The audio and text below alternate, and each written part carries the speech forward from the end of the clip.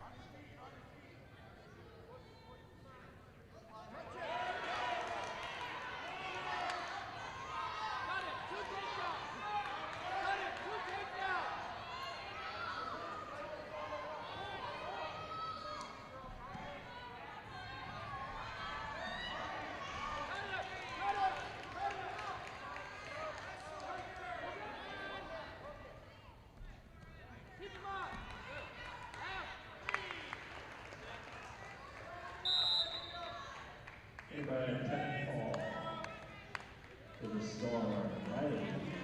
Peace.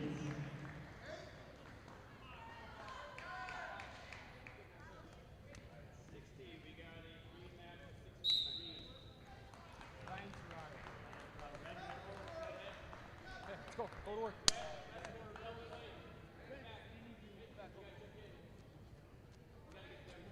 Oh, my bad.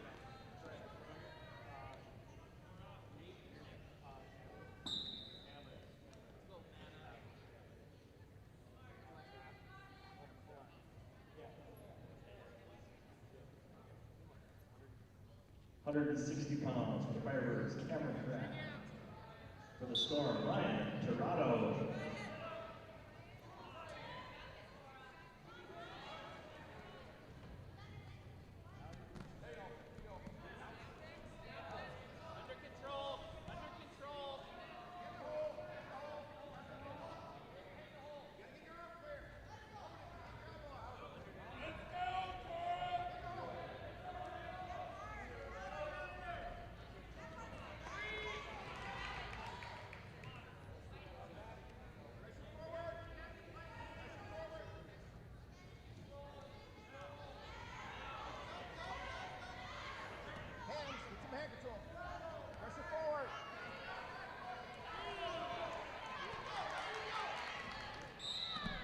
Next move. Let's go now. Next move.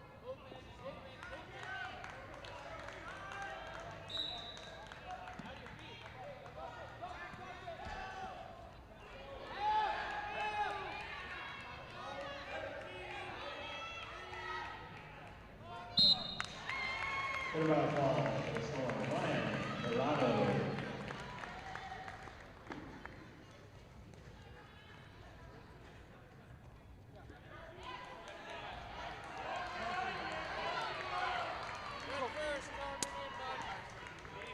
Easton. 172 pounds for Eagle, Easton and Zenas. For the Storm, Carson Van Evans.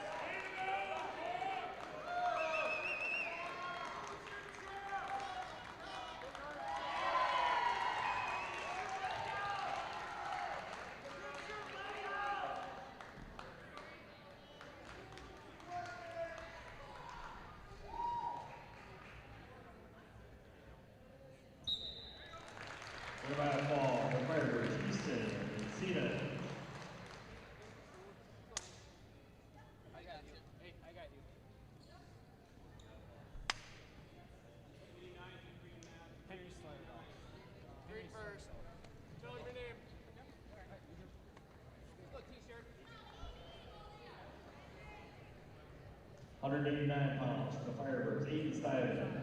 For the Storm, Henry Sletdahl.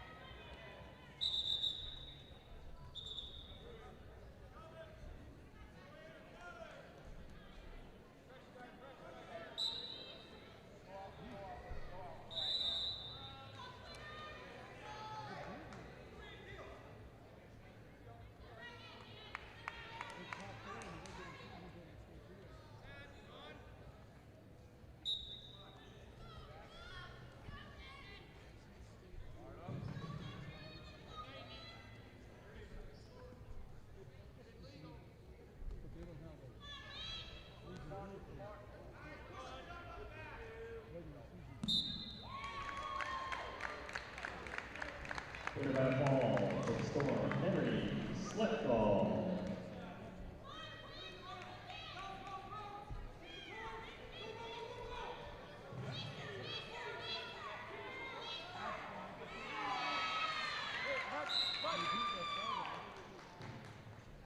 Yeah.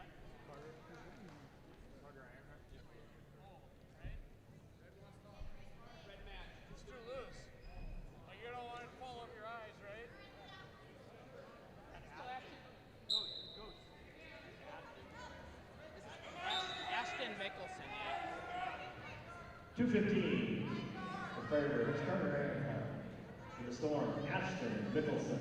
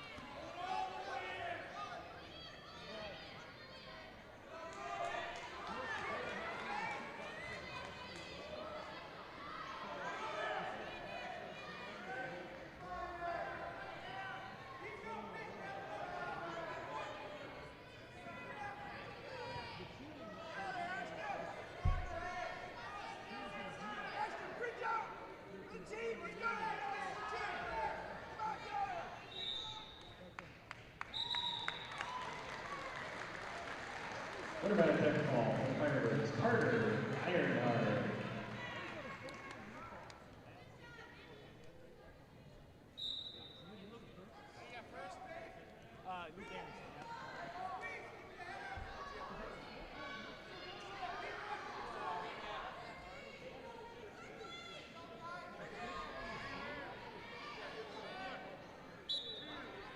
And the heavyweight, our final match, the duel, Braxton Vance for the Firebirds, Luke Anderson for the Storm.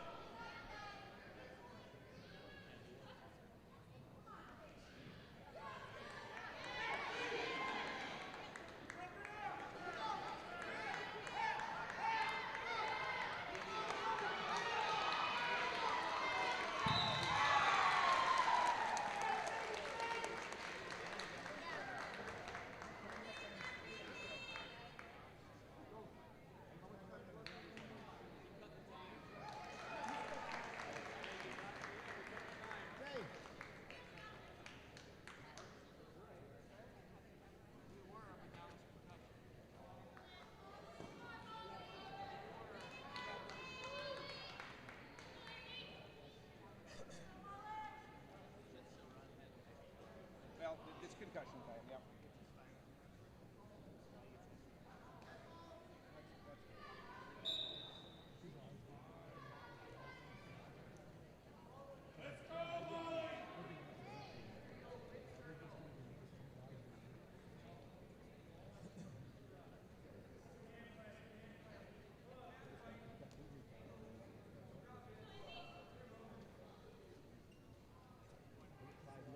Five minutes. This year.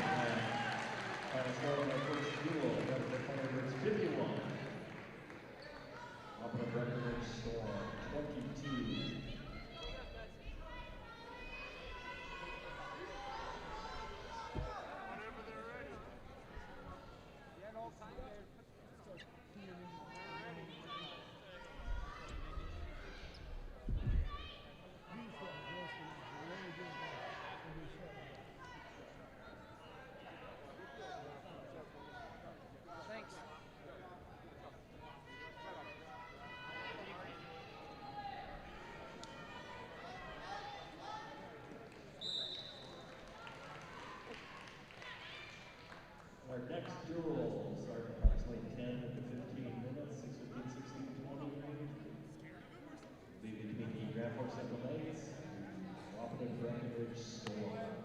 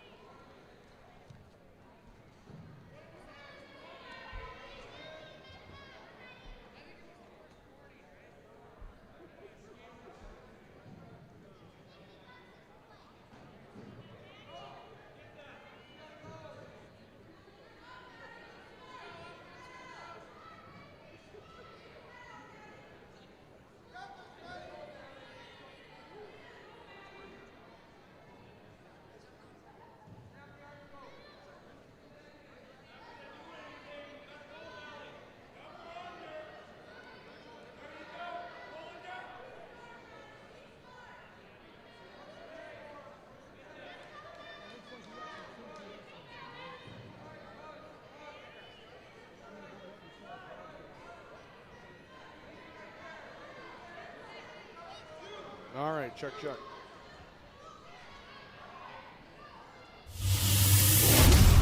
The following is a presentation of KNOX Sports.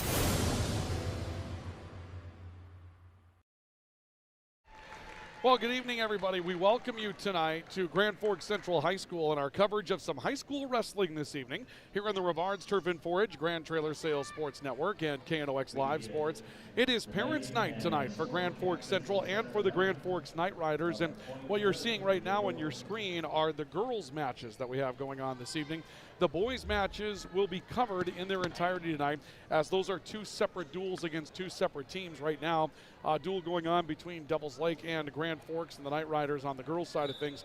They've already had some matches, I believe, with Wahpeton Breckenridge tonight, or that might be taking place a little bit later. But right now, the team score that we're going to have tonight will be a varsity matchup between Grand Forks Central and Devils Lake. And this is a pivotal duel series in the Eastern Dakota Conference coming into the night. With a win in the opening matchup tonight, Devils Lake has moved their EDC record to 5-1.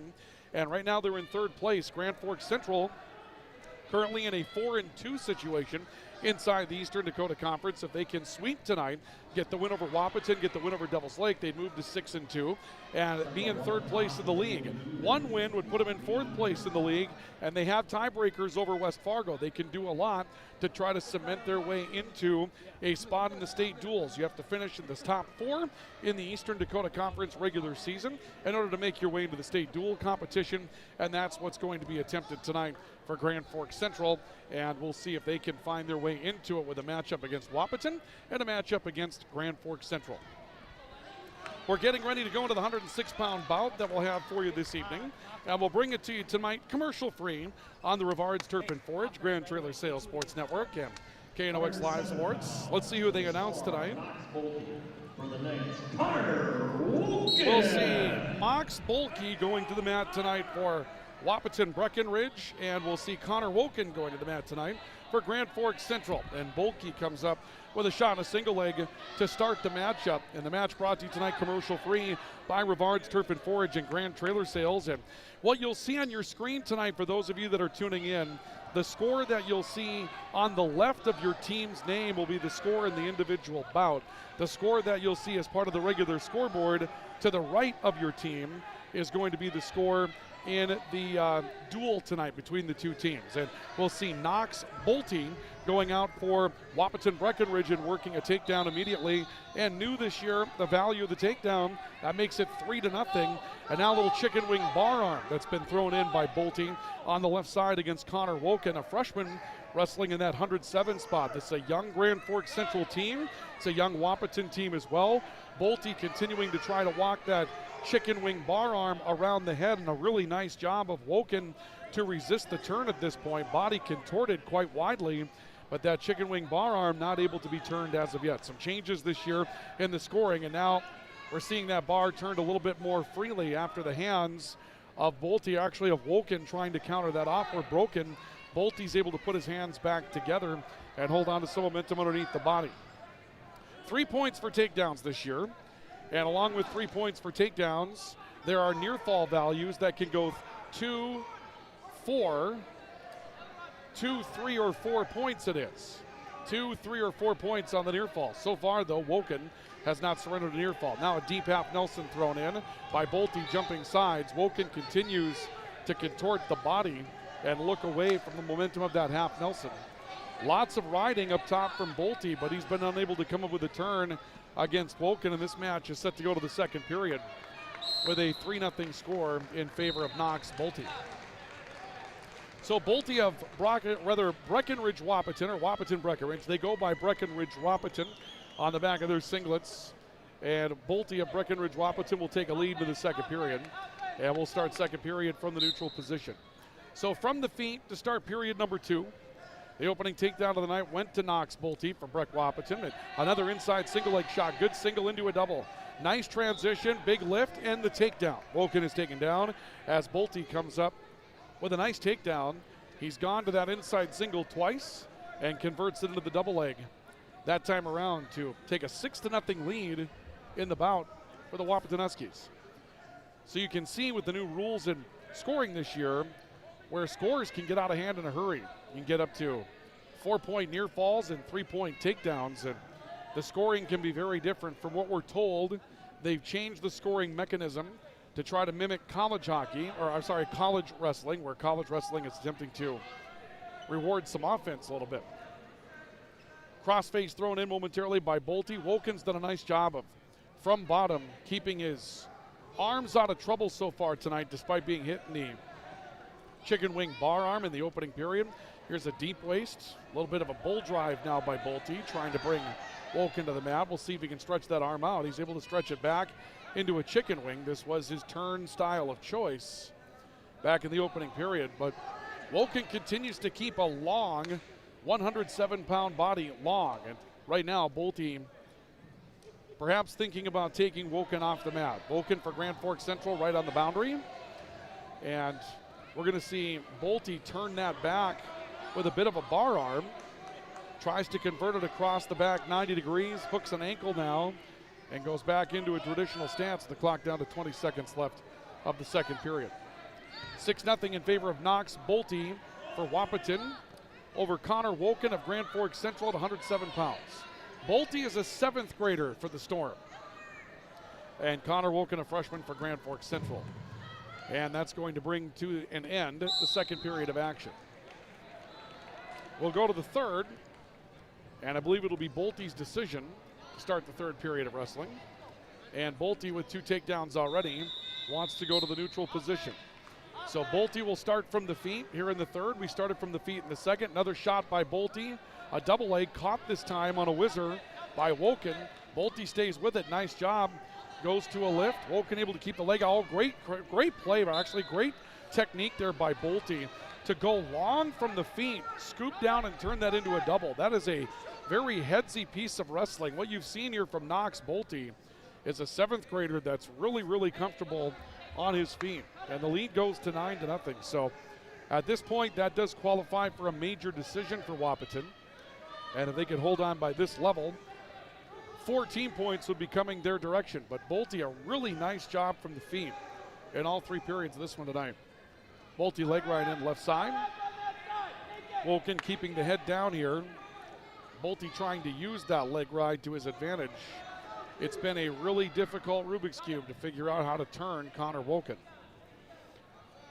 Long frame, and now Bolte's going to surrender and escape. So Woken gets one back on the escape, but Bolte quickly on the single leg shot.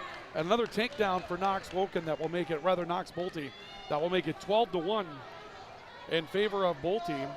Or no, correction, they awarded that takedown to Grand Forks Central's wrestler Connor Woken.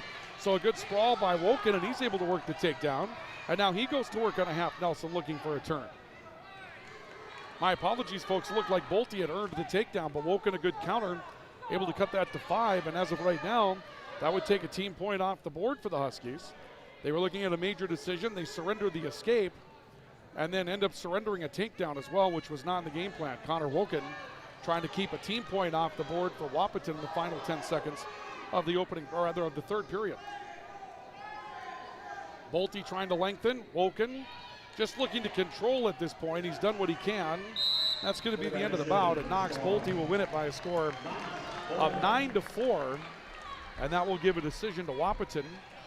And it's 3-0 in favor of the Huskies in the duel as we get set to go to 114 pounds tonight. We'll see what they announced this evening at 114. Central weighed in only 1 wrestler at 114, but they did have 4 that had weighed in at 107. Xander Jensen and Anton Rubash. So it'll be Xander Jensen for Wahpeton and Anton Rubash for Grand Forks Central. And the matchup brought to you tonight, commercial free, here on KNOX by Spray Advantage and by Lake Region State College here on KNOX Live Sports as we move to 114 pounds tonight. Jensen is a freshman for Breckenridge Wahpeton, and Rubash is a sophomore for the Knights of Grand Forks Central. And a shot by Rubash that's going to force the wrestlers off the mat. We'll come back to the middle and reset. Look towards the bench by Rubash. The Knights in their maroon tonight, Breckenridge Wahpeton in black and white uniforms. Obviously the color scheme between the two teams doesn't coincide well. Breckenridge is a green schemed team. Wahpeton a purple schemed team. Shot attempt here by Xander Jensen on the single leg. Rubash a good sprawl, trying to control the head. Jensen stays with it, drives in between the legs. Tough finish in that double leg spot, and Rubash right now controlling the head. Seems to have control of it with a deep sprawl. Minute off the first period clock. Jensen continues to drive into that single leg for Breckenridge Wahpeton. Rubash looking for a counter if he can find it, reaching for a leg, but Jensen a nice job while being caught down there of turning with Rubash to keep him from coming from behind to grab that takedown. Jensen now lifting, had one good lift on it. Rubash sneaking in a crossface to counter it off. Wrestlers off the mat again. And they're on the way back to the middle. This the first of two that we'll have for you tonight. The next one will be Grand Forks Central and Devils Lake. We'll have that matchup for you coming up tonight as well. Rubash Jensen with Rubash to the knees momentarily in the final 15 seconds of the first period. Both wrestlers tie up on the wrists. Good throw of the wrist by Rubash. Goes after a single leg, outside single, sits into it, lifts to turn it into a double. Nice technique by Rubash. He's got the takedown. Anton Rubash will come up with the first scoring of the matchup and makes it 3-0 at the end of the opening period. Very timely takedown for Anton Rubash. Rubash chooses first in the 114-pound bout. And Jensen will take it after Rubash defers. Jensen will choose bottom.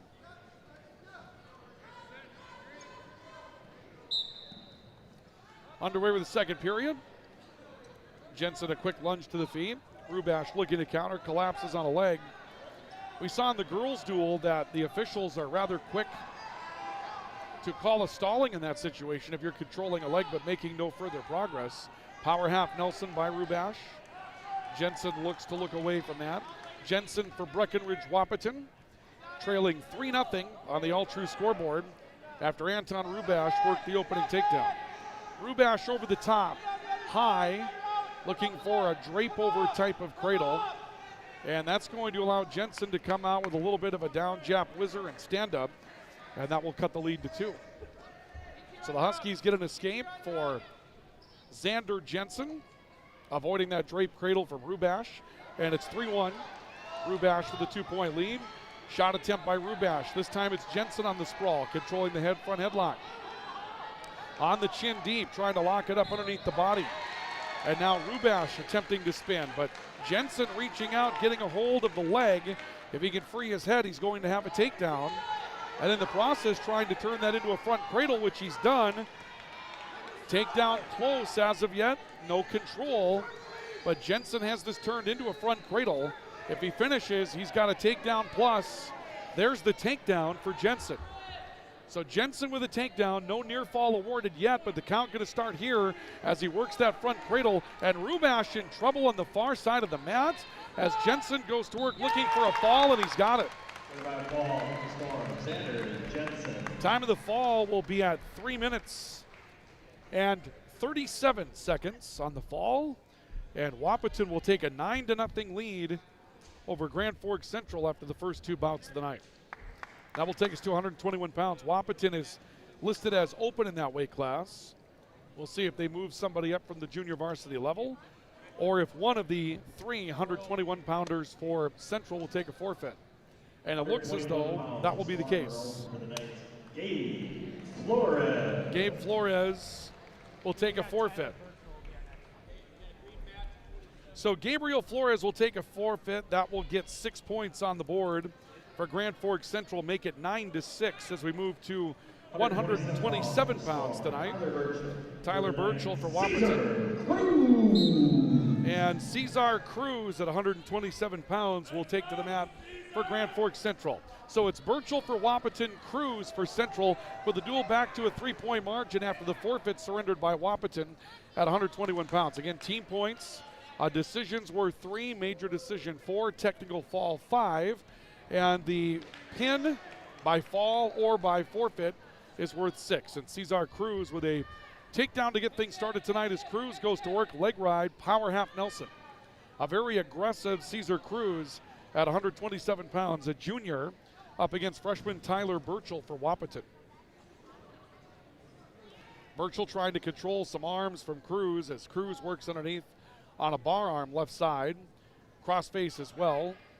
Burchell, good defensive wrestling from bottom right now, trying to control those arms of Cruz to keep them from locking. Cruz continues to look for a turn combination. Works the hands, back towards the head. Burchell continues to lengthen the body. Minute gone by here in the opening period. Many times when you're in that situation, vicious crossface there from Cruz. Burchell able to duck underneath that crossface, comes to his feet. Cruz trying to reach back and pick a leg. And he's got Burchell's leg picked, goes to the trip. But Burchell held an arm. They're close to off the mat, and Cruz may want to take the escape route here and get off the mat. Burchell into a short sit, reaches back after a leg. Cruz is able to turn that into a leg ride of his own on the right side of the body, and now reaches out, perhaps looking for a split or a guillotine. It's the split right now, but he's in a precarious spot. Cruz getting his ride high after coming after that vicious crossface that turned him across the shoulder blades. Burchell caught him, but the double leg ride thrown in now by Cruz, and Cruz has retaken control as the clock winds down to the end of the opening period. 3-0 Cesar Cruz as we go to the second. And will be a deferral by Cruz to start period number 2. And Tyler Burchell wants to work from the feet. No, he chose top, rather. So Burchell will choose top and will ride left-hand side as we're underway in the second period. 3-0, Cesar Cruz on top. 3-point margin here in the 127-pound bout. Fourth bout of the night. Cruz to his feet. Burchell breaks him back down. Now Burchell choosing top a little abnormal. And that would usually indicate to you that he's got a pretty good pin combination of some kind. We'll see what it is that he chooses to work after right now. Goes to work on the hands of Cruz underneath the body and has Cruz pretty well controlled. 2-on-1 on Cruz's right hand. Cruz, quick short sit, reach back, switch. A Granby roll by Burchell to counter. Can't get it. Cesar Cruz has the reversal. Makes it 5-0 Cesar Cruz, and he goes to work in a double leg ride and is trying to go reverse half on it, and he's got Burchell in some trouble. The turn being executed middle of the mat, official looking closely for near fall. There's the turn, a count of 2 and 3. 3 and stopped at this point. That's going to get him likely 3 points of near fall. There's the turn again. Now he's looking for a fall. He's got it in deep. He'll get the entire near fall here, going to be 4, but he caught Burchell trying to roll through. Burchell trying to roll back to his base. He collapses on the leg of Cruz. 4 points of near fall for Cesar Cruz, and it's 9-0 in favor of Cruz in the 127-pound weight class. So Cruz doing a nice job of getting a turn on that double leg ride. Burchell back to his feet. That'll be enough to earn the escape.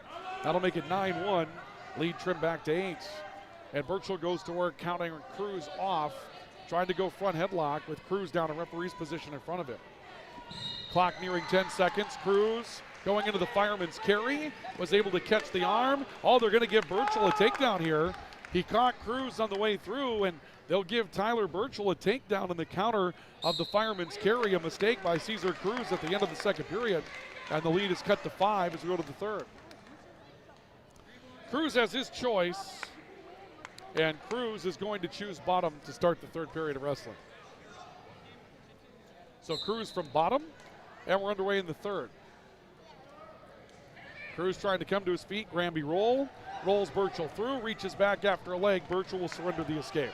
Probably the right move there by Tyler Burchell to give up the escape. Cruz looking for more, but now Cruz another low shot. Burchell caught him on a deep sprawl, and Cruz went motionless on the shot. That's really a precarious spot now for Cruz. He's collapsed on an arm, trying to go kind of an overhook on that arm, but really doesn't have much there, and Burchell's going to get the takedown.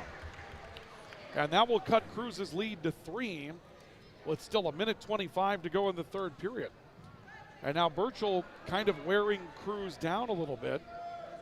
Comes back towards a leg ride. He's worked that twice. Again, keep in mind Burchell chose top in the second period. He's got a turn of some kind that he's confident with. Leg ride right now on the right side, breaks Cruz down. Looks to go power half on it. Can't get to power half as of yet. And Cruz motionless on the bottom. Usually you see an official about this point starting to get a little cautious on the stalling opportunity. Cruz into another short sit, trying to tie an arm as his leg is the leg that's caught. And Cruz's arm was caught on the way through, and now his arm's barred 90 degrees across the back. That'll be stopped for potentially dangerous. And Cruz may be injured. Now they're going to run some injury time. Cruz tweaking his left shoulder on that turn. Tried to make an aggressive short sit and get away, and got that shoulder kind of wrenched across, and they do stop the hold for a potentially dangerous maneuver. But Cruz right now going into injury time with 38 seconds left of the third period. Still 10-7 in favor of Cesar Cruz at 127 pounds for Central, trying to defeat Tyler Burchell of Wahpeton. And a win for Cesar Cruz would tie the duel after 4 bouts. Again, very important night for Central. Currently in 4th place in the EDC standings. Need to be in the top 4 at the end of the season in order to qualify for state duels. And they don't want Cruz to default out of the match if they don't have to. That would compromise their plans, so they'll try to get Cruz through these final 38 seconds if they can. Burchell going to work. Cruz down to his base. Good start for Cruz tonight, but about halfway through the second period, he kind of ran out of gas. And that fireman's carry opportunity that he took at the end of 2 deflated some momentum for him. And since then, Burchell's been in control of the matchup, but that turn by Cruz on the near fall is what gave him the opportunity. Short set, he'll spin one way, comes back the other, trying to get Burchell high, gets off an arm. Burchell again goes after a leg ride. But it looks like Cesar Cruz is going to run this one out. Cruz down to 3 seconds. That near fall turn for Cruz was a big part of it. Got 4 points, and that will give Central the win. First bout win tonight for Central. 10-7 your final score. And that ties the duel at 9 as we get ready to go to 133 pounds tonight. So Central Wahpeton tied at 9 as we go to 133. Central lists 133 pounder. For the Storm, Keith Beeler. For the Nets, Keith Beeler is going to wrestle 133 tonight for Wahpeton. And Reese Safratovich will wrestle 133 tonight for Grand Forks Central. So Keith Beeler moves down a weight class to 133. He was the listed 139 pounder, and Reese Safratovich will move up a weight class from 127 to 133 this evening. And we'll bring you this match commercial free tonight by High Plains Water, your source for awesome water in Grand Forks, and by Grand Forks Welding and Machine, the Men of Steel. Safratovich with a shot, and the counter right now by Beeler trying to stay away from Safratovich. Safratovich back up to his feet. Beeler continues to hold the head though out of the front headlock. Moving Safratovich around. Safratovich another shot near the boundary. Beeler caught him on the way towards that shot as he tried to go after perhaps fireman's carry. Beeler tries to turn. Safratovich reaches out with that right arm to keep him from moving back behind the body. And Safratovich, a good job of getting back to his feet to counter it off. They'll go back to the middle and set up once again. 59 seconds left of the opening period. Safratovich initiates collar and elbow as they get restarted. Beeler will do so as well. Lots of wrists, lots on the neck right now for both wrestlers. Safratovich taking a look at the legs. A little right to left spin on this one. Safratovich now controls both arms. Beeler will break the hold there. 30 seconds left of the period. Here's a shot attempt by Beeler. Safratovich, good sprawl, tries to do it into a counter of his own fireman's carry. He's got Beeler on a hip, reaches back up after the waist, continues to drive after it, has the takedown. Nice technique on the fireman's carry for Reese Safratovich. And now he goes to work 2-on-1 under the body. He's got a chicken wing and looking to turn that into a turn. Had Beeler on the way over, had it on the way over twice. Now tries to go around the head with it opposite way. 2-on-1 with that chicken wing locked in underneath the body, and that's going to be the end of the first period. First period comes to an end with Reese Safratovich picking up a takedown and making it 3-0 in favor of the Knights wrestler Reese Safratovich. As we go to the second period, wrestlers will start from the feet again here in period number 2. Back into the collar and elbow. Safratovich kind of moving the body out towards the far side of the mat. Here's a duck of the head, throwing on Beeler. Beeler down to a knee. Safratovich goes down to one as well. And right now, the upper body's being tested for both wrestlers over on the far boundary. They meet head to head. Safratovich continues to reach after arms. One of the things he's done nicely here in the matchup is that even when they've been facing each other in a lockup, Safratovich is working the arms. Hasn't exactly paid off yet, but he got the fireman's carry he was looking for. Now going to try to throw that little underhook. And side by side, right in the center circle here, Safratovich trying to control an arm, ducks underneath, and there's a takedown for Reese Safratovich. Not a lot of clean technique on that. Safratovich just working the arms, but again, we talked about the benefit of staying busy on that arm pressure, and it led him to get a takedown, and now he looks to put Beeler into a bull drive on the left side of the mat. He had Beeler once on the chicken wing 2-on-1 under the body. And right now going back to work on that chicken wing. He's got Beeler locked up in it again. 30 seconds with which to work here in the second period. Safratovich an aggressive turn. Beeler trying to turn with him and did so. Good turn by Safratovich. He might want to consider walking this one around the head. He hasn't really had an alternative turn to that chicken wing. Reaches up after a crossface, trying to go that route, but Beeler defensive down there. And now a quick turn by Safratovich out of a crossface turn. 3 counts before the end of the period.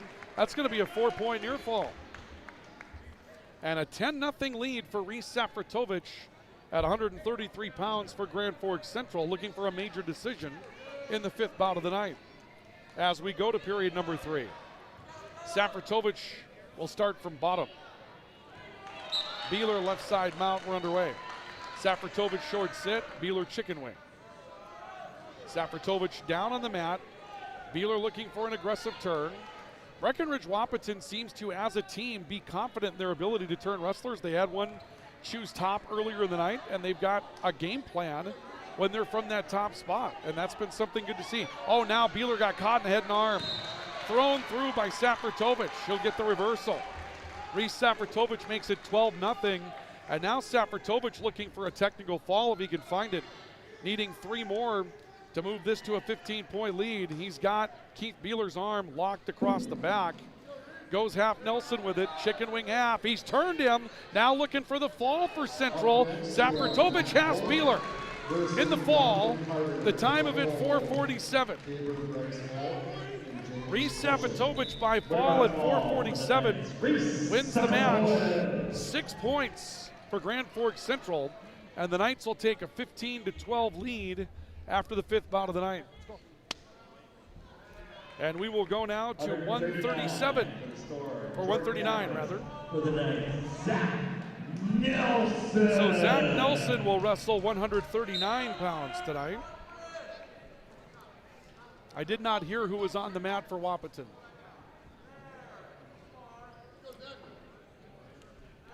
We'll see if we can confirm who's on the mat for Wahpeton. Early takedown here in the matchup for Zach Nelson. That'll make it 3-0.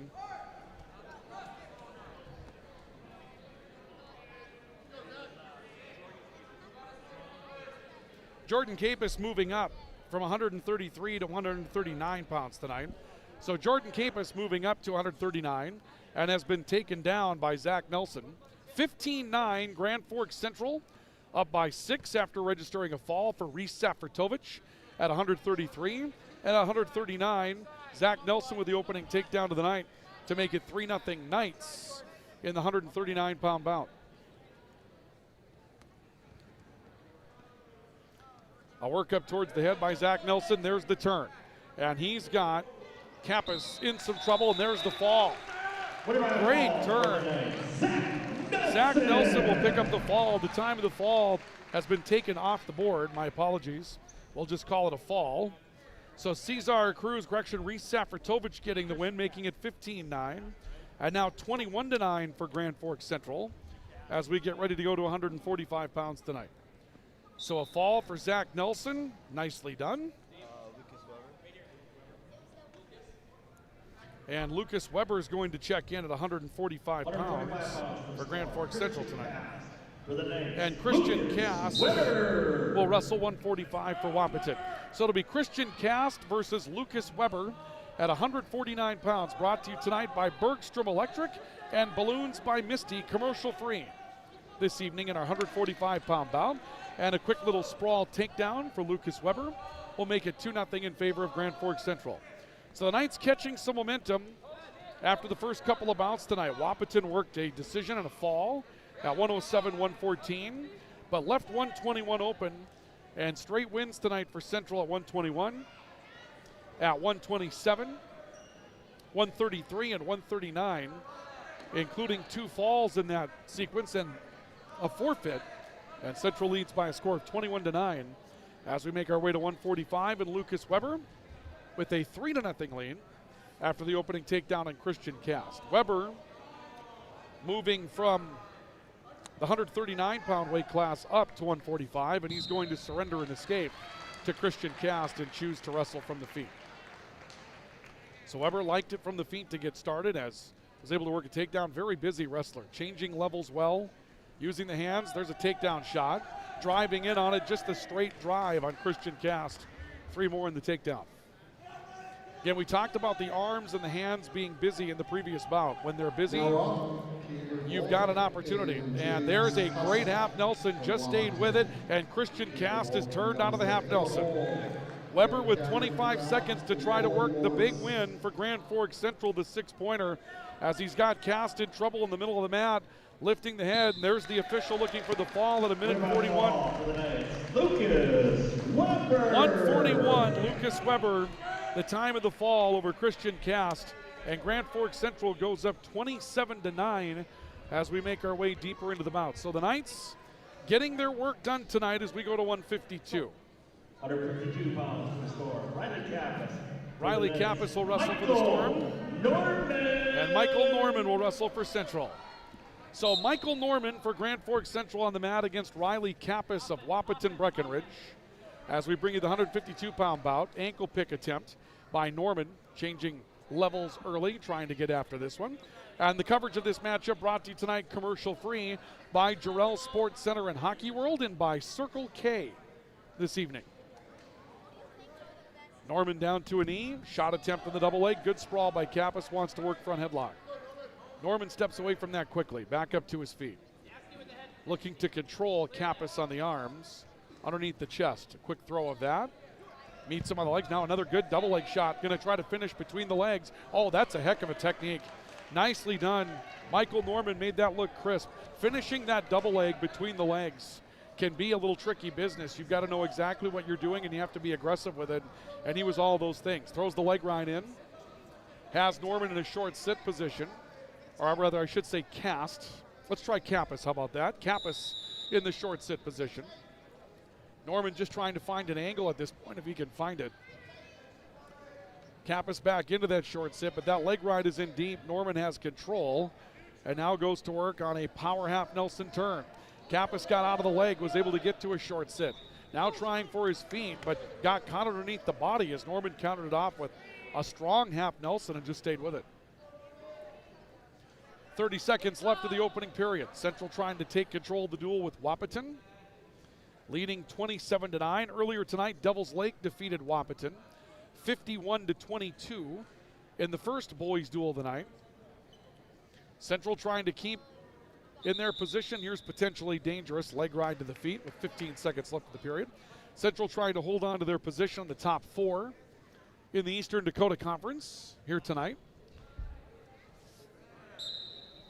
And beyond that, perhaps trying to pass Devils Lake into third. Another potentially dangerous, as we see a stand by Kappas out of the leg ride situation. And Kappa's going to throw the legs in again.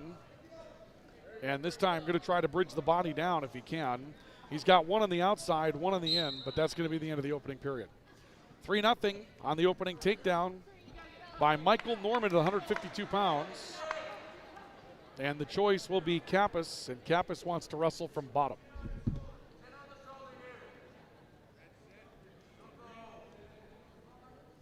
So Kappas wrestling from bottom as we start the second period of wrestling. Norman able to catch him in a short sit, collapses an arm. And now looking to work chicken wing with that arm tied up underneath the body. A little 2-on-1 play with the chicken wing. Unable to get that chicken wing cinched in, at least at this point, but continues to try to muscle it forward. You can go 2-on-1 with this just straight underneath the body if you want the roll as well. And you may just kind of be peering to see if that arm pops out for a half Nelson switch to it if you wanted to go that direction also. But it looks like right now he's working on that right arm, trying to bring it back out underneath the back. And Kappa saw that coming as well, so here comes the tilt. 2-on-1 through the crotch, trying to work that tilt combination. Kappa's able to lengthen out of that. Norman continuing to work well though. Kappa's chose bottom, and Norman's got a tilt here again if he wants to pull it over. You can't do much for pinning out of this. You can pick up some near fall points if you can turn your opponent. Kappas trying to control a leg and use the high leverage if he can, and Kappas did use the leverage and comes up with a reversal. Well, give Norman credit. He tried to get creative on it, but Kappas able to use the leverage after that tilt combination allowed Kappas to get to his short sit, and he turns it into a reversal and cuts the lead to 1. And now it's Kappas with the leg ride, going in hard on Norman, got him with the chin lock, and turns it across the body, and the count for near fall is on. Norman, good start to the night, but it's going to give up one near fall combination. That'll be 4 points for Kappas, and he takes a 6-3 lead in the matchup. Clock down to 15 seconds to go in the period, and right now Norman just trying to avoid making any additional mistakes here in the matchup. That tilt combination got a little aggressive, and that allowed Kappas the opportunity to find some momentum. That'll be the end of the second period. My score has this 6-3 Huskies. Yeah, they haven't put that up as of yet. There we go. So it's 6-3 as we go to the third period. And Michael Norman will choose bottom to start the third. Kappas from top, and you just saw a pretty aggressive turn by Riley Kappas. And if Norman gets caught in that again, he's in some trouble. And right now, head down on the mat. And that's going to allow Kappas to get the leg ride in. If you're Norman, you've got to get to your feet quickly here. Down 3 points, you've got to find some offense to try to come back in the matchup. Norman reaches back after a back leg. And right now they've got that iconic stance that you see in wrestling graphics all over the place. Norman reaching after the head, Kappas able to turn through it and remains in control with the leg ride. Now has Norman broken down. Trying to go to the guillotine. Norman was able to flex his arm out of the guillotine.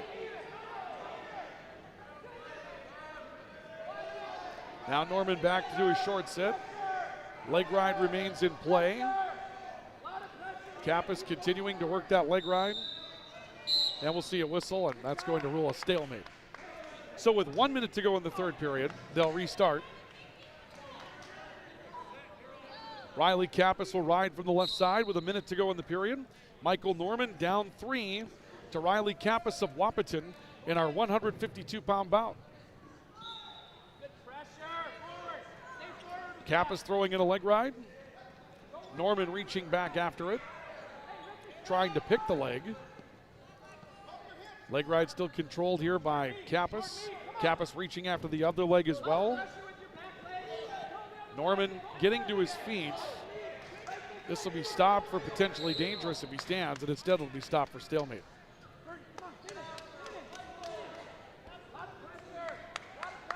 .28 seconds left in the period. 6-3 Riley Kappas of Wahpeton in the 152-pound bout. Norman from his base. Kappas trying to work on that right arm. Neither of these wrestlers, both have really good strength, and so they've been able to resist the others' combinations. And really what this is going to turn into is that three-point near fall that was turned by Kappas as the clock winds down. Riley Kappas going to pick up a decision for Wahpeton, 6-3. That'll cut it to a 27-12 lead in favor of Grand Forks Central after the 152-pound bout. And we'll go to the 160-pound bout tonight. Ryan Tirado of Wahpeton will go onto the mat for the Huskies. 160 pounds for the Storm, Ryan Tirado.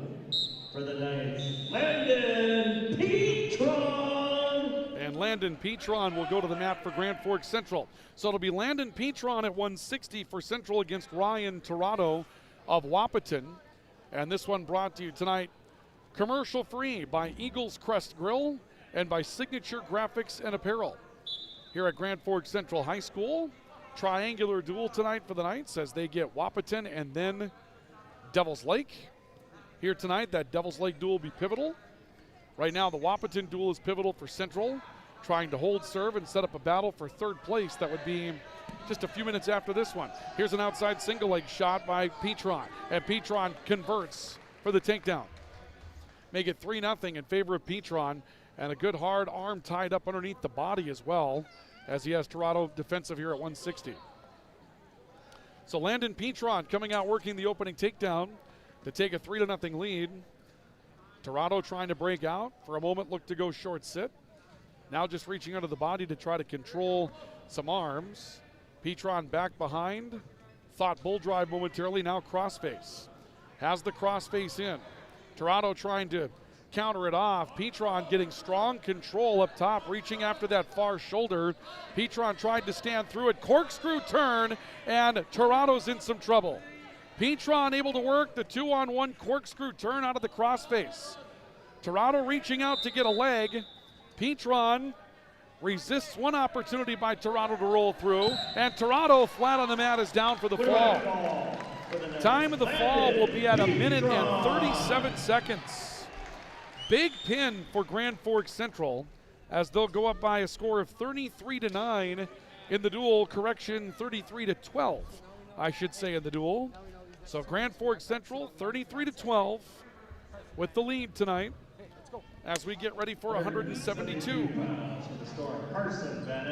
Carson Van Epps for Wahpeton and Aiden Hinsey for Grand Forks Central. So Hinsey a sophomore and Van Epps a senior. And we'll bring this one to you tonight commercial free by Ultra Health Systems and by True North Equipment. Quick duck under takedown for Hinsey, and Hinsey takes a 3-0 lead early in the bout. So Carson Van Epps, we've got 4 bouts left to go. Grand Forks Central leading by 19. They win one more bout, they win the duel here this evening. Max, you can score 24 points in 4, 18 in 3, so one more win for Grand Forks Central of any kind, and they put this one in the win column in the Eastern Dakota Conference standings. Hinsey continuing to ride after that opening takedown on Carson Van Epps. Hinsey reaching out, crossface. Van Epps reaching out after a leg. Hinsey picking the far arm, however, and he's got a reverse half Nelson, but he was unable to jump the body, and that allowed Van Epps to have an opportunity to stand and face his opponent. They say Hinsey has control, but wouldn't be surprised if this turns into a point, and it does. And we'll go back to the middle of the reset. So 3-1 as an escape is earned by Carson Van Epps. And we'll see a quick control of the head by Hinsey, another duck under attempt. Just a shuck through of the head. Hinsey just aggressive from the feet. Here's an attempt by Van Epps, countered off nicely, and Hinsey has a takedown. Takes the lead to 6-1 in favor of Hinsey over Van Epps. And we'll see Hinsey go to work, bar arms underneath the body. Van Epps collapsing onto a shoulder.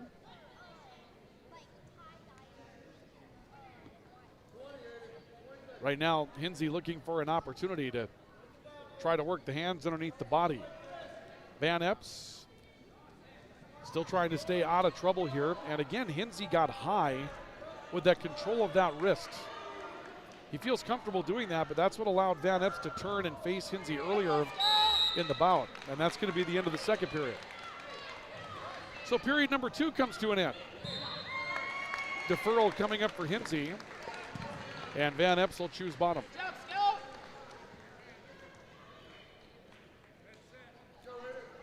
So Carson Van Epps from bottom, and Aiden Hinsey will ride from the right-hand side. And we're underway here in period number 3. With Aiden Hinsey leading by 5 at 6-1. Hinsey trying to score as many team points as he can for Central, but right now getting a win in the bout would be the extent of what has to happen here for Aiden Hinsey and Central. Central wins the duel with Breckenridge Wahpeton if they can win this bout tonight or another bout in the matchup. Van Epps arm controlled underneath the body. Central by and large has done a nice job of controlling from top tonight. They've worked the arms, they've been busy. Haven't seen a stalling against them tonight. I mean, they've been very aggressive. Here's another aggressive takedown, or actually rather crossface into a cradle. Van Epps doing a nice job early of lengthening the body to avoid the turn by Hinsey. Hinsey's thinking about that roll through on the cradle. That's always a dangerous set of circumstances if you're going that direction, and Van Epps will break the hold. Now he tries Granby roll. Hinsey stays with him. Seen a couple of good crisp Granby rolls tonight. Those are fun to see when they're done the right way. Junior varsity matches going on the girls' mat tonight.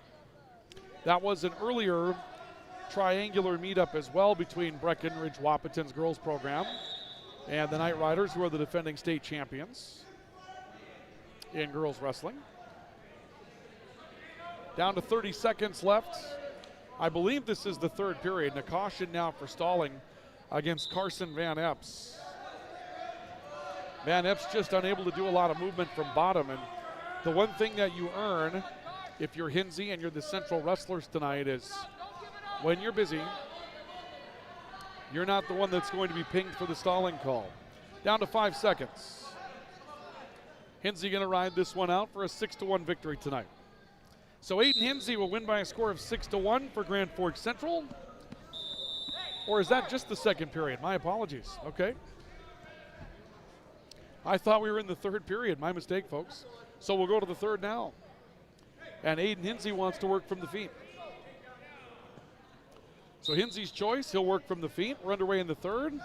Hinsey, another throw of the head. Just kind of controlling the head, forcing it down, trying to bait his opponent into a shot. And then an aggressive, hard sprawl, the turn, and another takedown. And that'll put it in major decision territory now for Grand Forks Central, leading by a score of 9-1 in our 172-pound bout. 3 bouts remaining in the matchup tonight.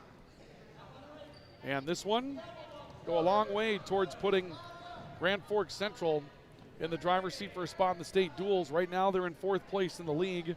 They lead West Fargo for that number 4 spot, and they have tiebreakers on West Fargo. They beat West Fargo in a duel recently, so this Central team with a win, 2 definitely put them in the driver's seat tonight. 1 very likely going to go a long way towards taking care of a spot in the state duels. Here's a chicken wing bar arm. And oh, they got to try to roll over, and boy, oh boy, very lucky to escape that was Van Epps. His back was on the mat exposed for a good long time. He tries to roll through, gets caught now reverse half, and Van Epps is in some trouble. He tried to roll through that chicken wing bar arm turn, and when he rolled through, he was caught right on his back and may have just been fortunate that the official wasn't quite in the right spot to look for the fall, but Hinsey continues to work for it, and he's got it. Aiden Hinsey will win by fall at a time of 5:23. 6 more points for Central, 39-12. Central leads by 27, and that will give the Knights a dual victory. So the Knights will dispatch of the Huskies as we go to 189 pounds. And Wahpeton, 189. let's see who it's going to be. Henry Sledadall will go to the mat for Breckenridge Wahpeton. And Logan Voorhees will go to the mat at 189 pounds for Grand Forks Central. So it's Sledadal versus Voorhees at 189 pounds here tonight. And we bring it to you this evening commercial-free by True North Equipment, true to your values, ready to serve you in Grand Forks. And brought to you tonight by RBB Electric, commercial-free in this matchup at 189 pounds. And they're off the mat on the far edge. They'll come back to the middle and reset. We were set for a 7:30 start to the second duel tonight. We might be a little bit delayed of that. The Central wrestlers will get a few moments for some recovery time. And then the second half of the triangular tonight between Central and Devil's Lake will get going. Voorhees initiating collar and elbow with Sledadal. Sledadal trying to shuck the head, reaches after the leg. Voorhees countering. Went bear hug momentarily. They're off the mat. Voorhees was looking for something in the upper body on that with Sledadal. They'll go back to the middle and reset once again. Well, that might be a precursor. Voorhees was more than happy to go to work in an upper body type of throw. Voorhees changing levels. Little tap of the head. Sledadal just standing his ground in the middle of the mat. They lock up again, overs and unders. Double underhooks here for Voorhees. Overhooks rather. Underhooks for Sledadal. And who's going to try the first upper body throw tonight? There's the head and arm throw. That's counted off as Voorhees lost it, then went back to a different throw. They end up off the mat. They'll go back to the middle and reset. Sledadal staring some daggers into Voorhees after that. Back and forth as both had an opportunity to go at the upper body. When you get into these upper weights, sometimes you'll see some folks that are just going to sell out on the upper body. Down to a knee for Sledadal. Voorhees locks up double overhooks again. Double underhooks for Sledadal. Sledadal reaches at a leg. Reaches at another. Back up on the upper body. Voorhees thought head and arm. They're off the mat. Logan Voorhees at this point has sort of telegraphed that head and arm a couple of times. Voorhees down to a knee. Sledadal just kind of holding his ground. End to one, no score. So we'll go to the second period. It'll be Sledadal's choice.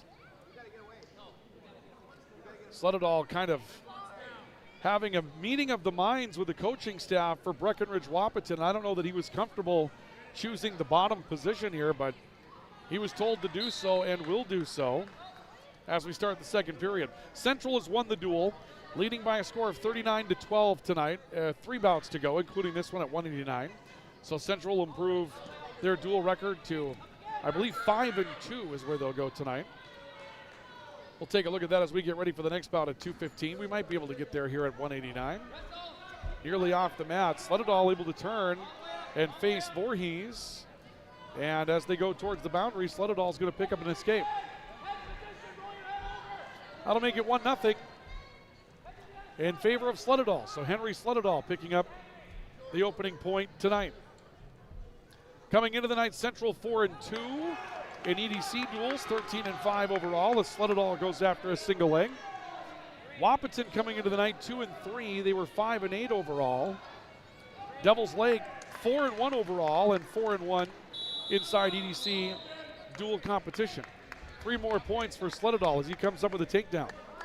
And Henry Sledadal, as they go off the mat, will take a 4-0 lead over Logan Voorhees in the 189-pound bout, second period. Sledadal will ride left. Voorhees looking to get to his feet, does. Short sit, reaching back. Good aggressive opportunity to get out. Got to his feet aggressively. Went hard after the escape, has got it. Both wrestlers back on the feet. 45 seconds left. Voorhees getting a point. And it's 4-1. Sledadal with an escape and a takedown here in the second period. And more of the upper body combinations for both wrestlers here. We're on the far edge, outer ring. Sledadal trying to move his way back on the mat. Voorhees, good duck under shot, but they'll be off the mat. That was a good duck under by Voorhees. Tried to finish it outside single. Had the right spot, just ran out of room. Back middle they go, and Voorhees, couple of aggressive slaps on the ear guards on the headgear for Henry Sledadal. Sledadol, to his credit, holds his distance. Kind of a slow match from the feet in this one tonight. A lot of loading up, a lot of looking for the upper body. Here's a shot by Voorhees that's countered at the very end of the period. Now we got pushing and shoving at the end of the second. You don't see that very often, but a couple of wrestlers here, that little bit of a grudge match as we go to the third. Voorhees wants to wrestle from bottom.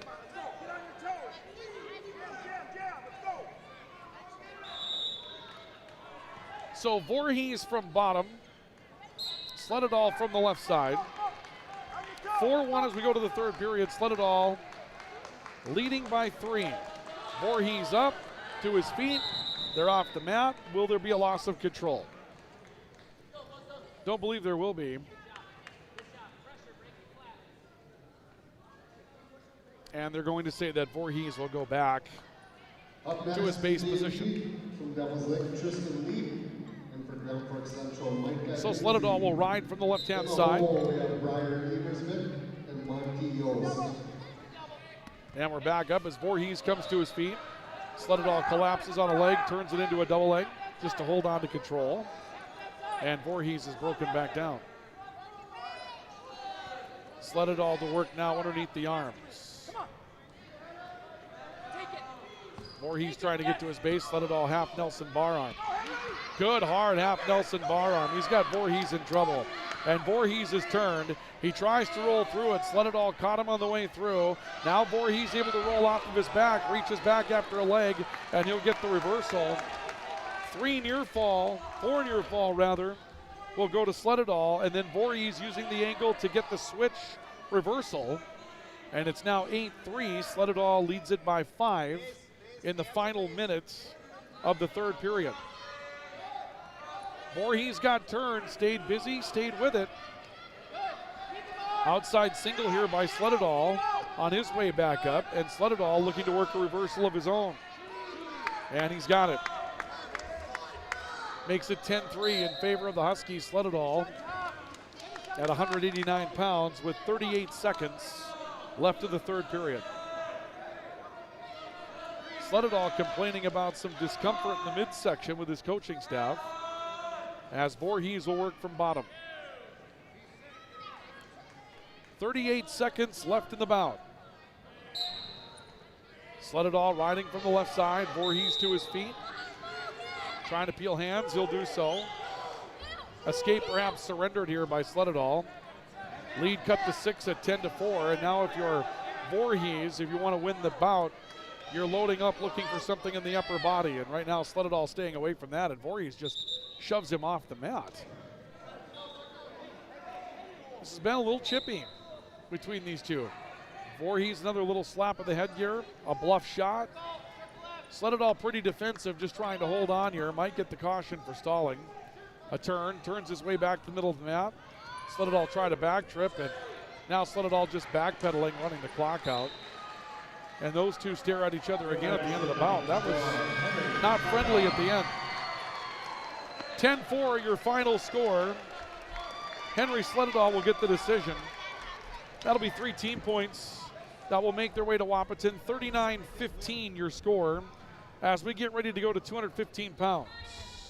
Congratulations to Henry Sledadol. That was a 75th varsity win. 75th varsity win for Henry Sledadol, they just announced. So the Huskies have a wrestler that reaches a milestone. And we get ready to go to 215. They have not yet announced the wrestlers. Ashton Mickelson is the listed 215-pounder for the Storm. For the Storm, Ashton Mickelson. And it is Ashton Mickelson that will wrestle at 215. Torgerson. And Ryden Torgerson will move up from 189 to wrestle the 215-pound bout tonight. Ryden Torgerson, a sophomore, moving up to meet Ashton Mickelson, a senior. And we'll bring this one to you tonight, commercial-free, here on KNOX Live Sports this evening, with a lot of support from our sponsors tonight. We can't thank them enough, as a shot attempt by Mickelson on an outside single, and Torgerson trying to counter it off. Mickelson reaches back, hooks a leg near the takedown, and Torgerson and Mickelson will end up going off the mat. Go back to the middle to set up. brought to you tonight commercial free by PS Garage Doors. Call 772-DOOR. And brought to you tonight by Finest Auto Trim. Big or small, they cover it all. They bring you our coverage of Central Knights Wrestling this evening.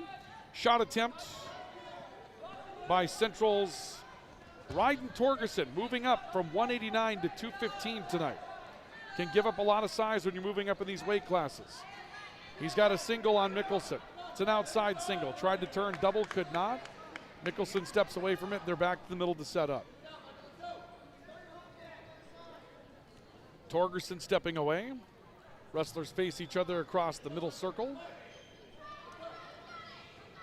Right now on the arms, a lot of that going on underneath the head with 30 seconds left to go in the opening period.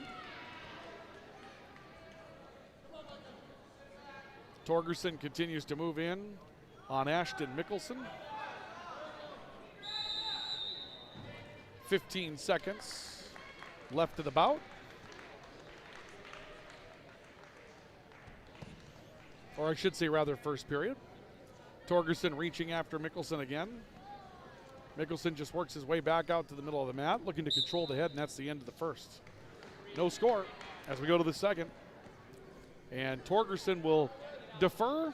Mickelson wants to work from bottom in our 215-pound bout. Up next for Devil's Lake, Brian Hammersnick. So Mickelson from bottom tries the switch. Torgerson counters and has Mickelson in a crossface cradle. He was able to turn that aggressively, and he's got Mickelson turned in it.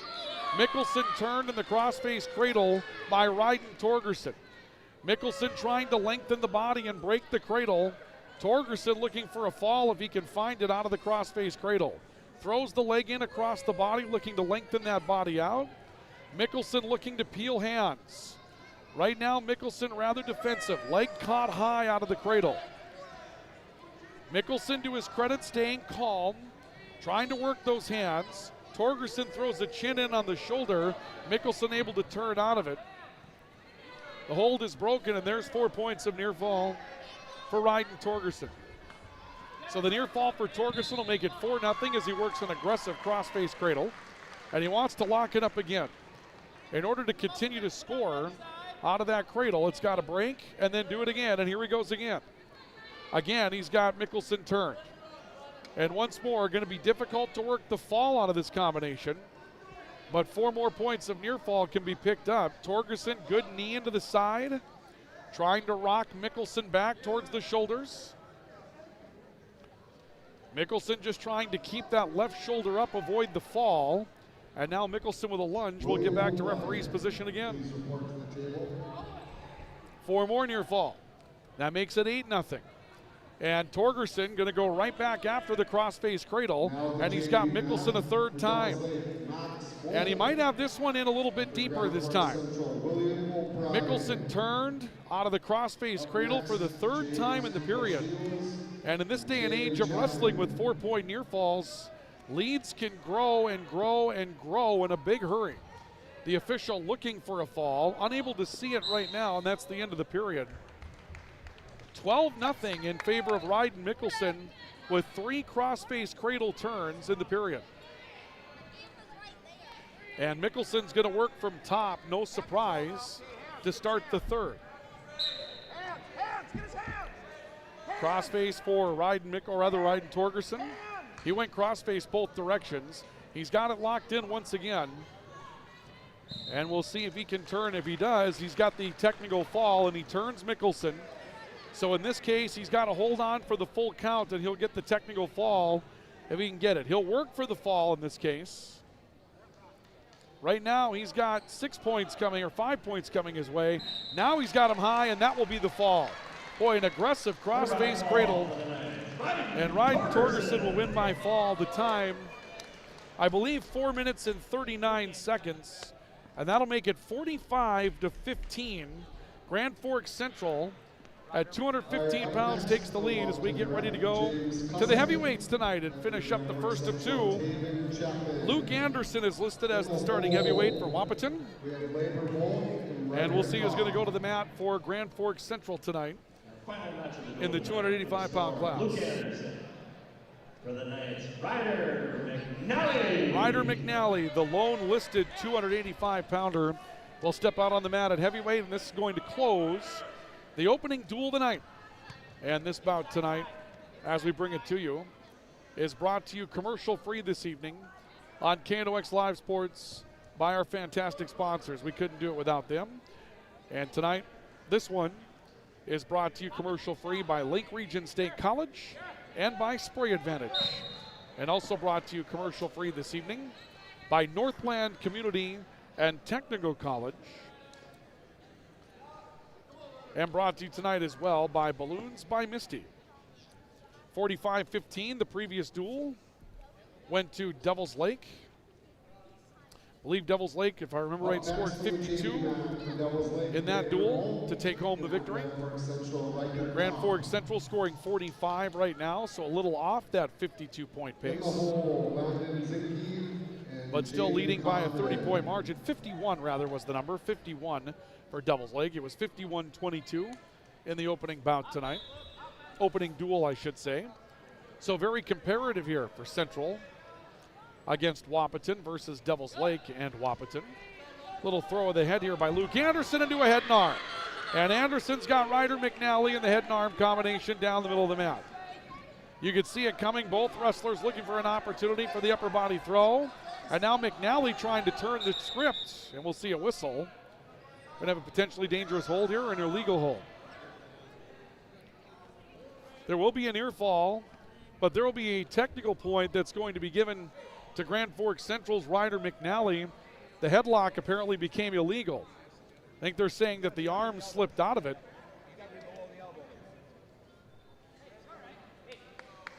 So they're going to rule that the arm slipped out of the headlock for Luke Anderson. When you've got a headlock, you've got to have an arm in it. You can't go just straight on the head.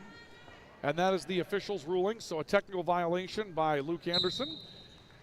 And it will make it a 7-1. By the way, we did not get that for you. 7-1 on the All True scoreboard at this point. And up to his feet comes McNally, and they'll go off the mat on the near side. Back to the center they go. Yeah, it was a 3-point takedown, 4-point near fall. My apologies, folks, on the scoring there. I'm still used to 5-point moves instead of what are now 7-point moves. That is just bizarre that that's the new situation that we're in here. First period comes to an end. 7-1 your score. Luke Anderson leading Ryder McNally. McNally's choice. He wants to go from the feet. So Ryder McNally will wrestle from the feet against Luke Anderson in the heavyweight division. Down by 6 to Luke Anderson of Wahpeton Breckenridge, or Breckenridge Wahpeton. Score of 7-1. They meet in the head and arms once again. Anderson's got the throw so far tonight. Shucks the head, tries to go head and arm. McNally ducks out of it, wants his own head and arm. Anderson ducks out of that. And we go back to the middle once more. Anderson stepping away. McNally steps in to initiate the lockup. They're on the right side of the mat. Anderson trying to drift back towards the middle.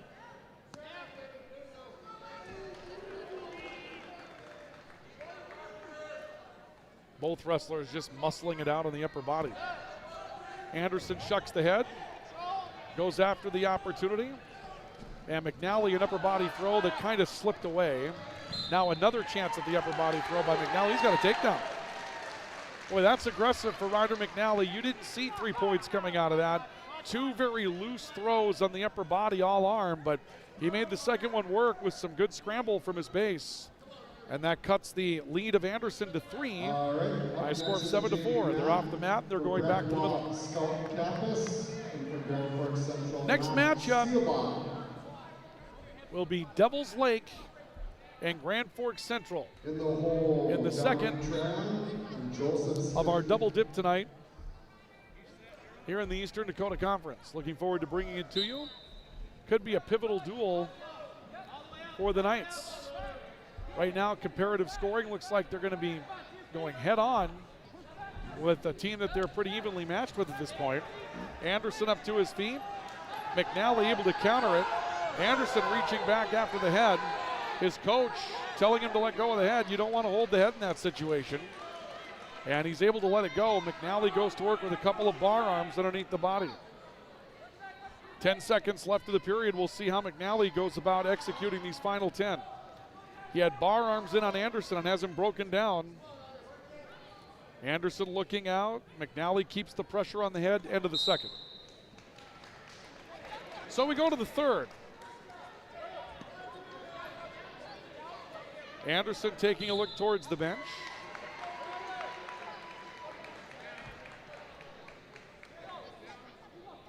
And Anderson's going to work, I believe, from bottom.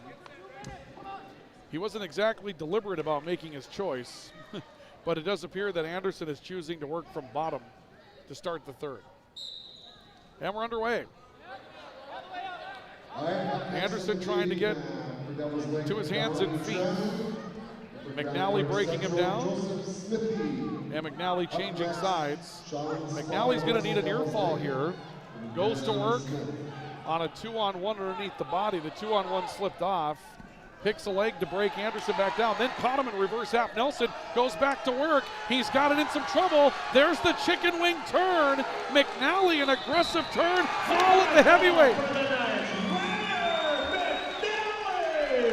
The time will be at 4 minutes and 30 seconds. What a fall for Ryder McNally, putting 6 more on the board tonight for Grand Forks Central, and the Knights win it 51-15.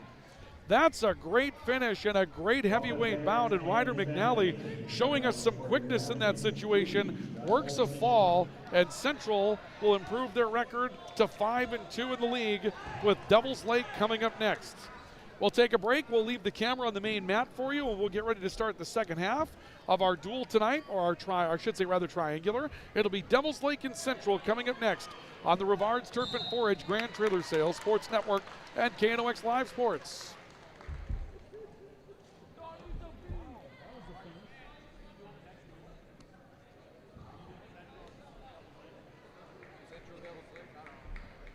All right, next on the JV mat, we have from Devils Lake, Sean Spotted Horse, and for Grand Forks Central, Desmond Smith.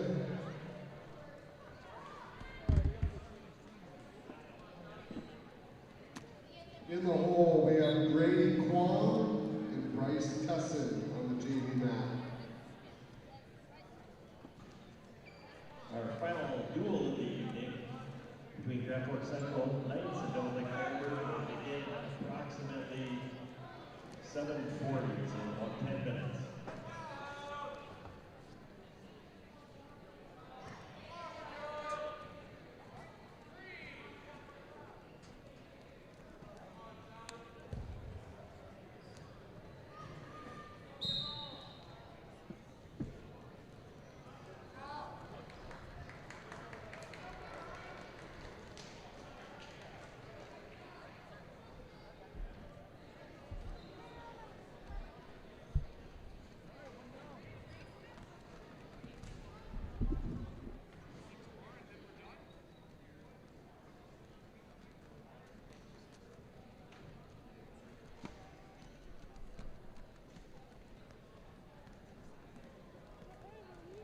All right, up next for the JV map, we have Taylor Longy from Devils Lake and Grand Forks Central, Bryce Tesson.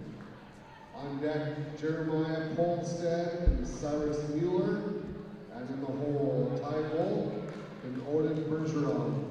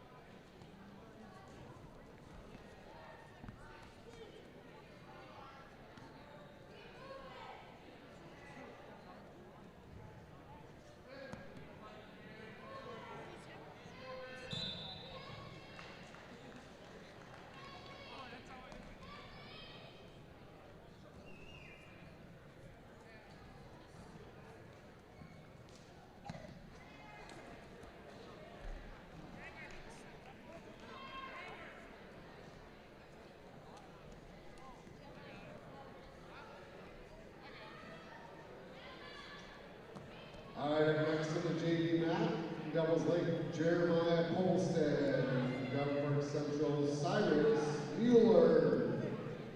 On deck is Ty Bolt and Odin Bergeron. In the hole, Nate Steinhaus and Owen Morse.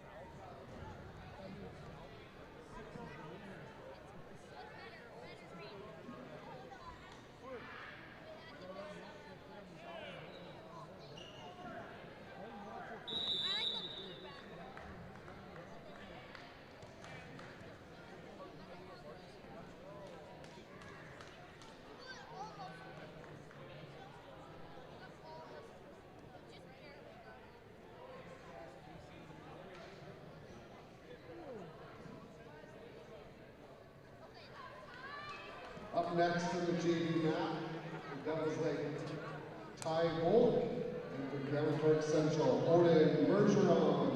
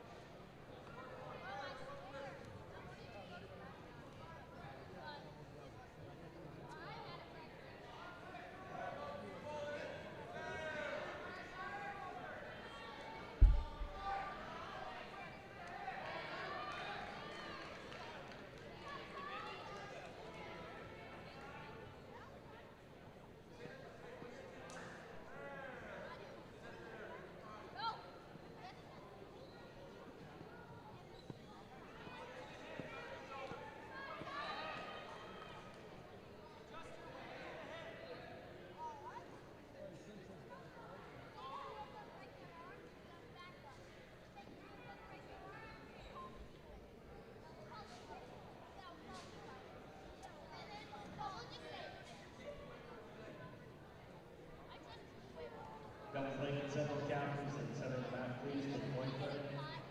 Captains in the center of the mat.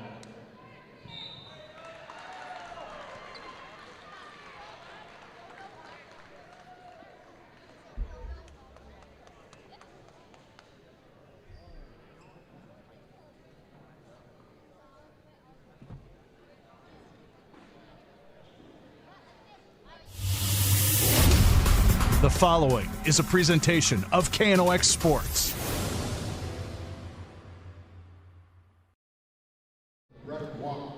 Well, good evening once again, ladies and gentlemen. Welcome back to our coverage of high school wrestling tonight on the Rivards Turf and 4-H Grand Trailer Sales Sports Network and KNOX Live Sports this evening from Central High School, where we get set for the second half of our doubleheader triangular, if you will, this evening. Of course, for us, it's a doubleheader. Grand Forks Central dispatching with Wahpeton by a score of 51-15, and earlier than that, Devils Lake defeating Wahpeton by a score of 51-22. And so now we'll get set for the matchup between Grand Forks Central and Devils Lake, and this one's going to be a big one tonight inside the Eastern Dakota Conference. There'll be some eyes on this one here tonight, as the standings will matter. You have to be in the top 4 at the end of the season in order to make state duels. And Central, with a record of 5-2, they win this, they would move to 6-2. They would pass Devils Lake, or really land in, well, they would pass Devils Lake if they were to win this, as they would go into the 3rd place spot. And with only a couple of duels left to go in the duel season, Grand Forks Central, if they get a win here, might secure themselves an opportunity in the state duels. Now, a number of the teams that they have left to wrestle are behind them in the standings, and so chances are they've likely put themselves in a really good spot to be in the state duels anyway. But it's worth mentioning that a win here tonight would definitely be big in trying to take that situation to something that they could plan on for the state duels competition. So we're looking forward to having it for you here on the Rivards Turf and 4-H Grand Trailer Sales Sports Network and KNOX Live Sports tonight. And we get ready for the 107-pound bout that we're going to have here tonight.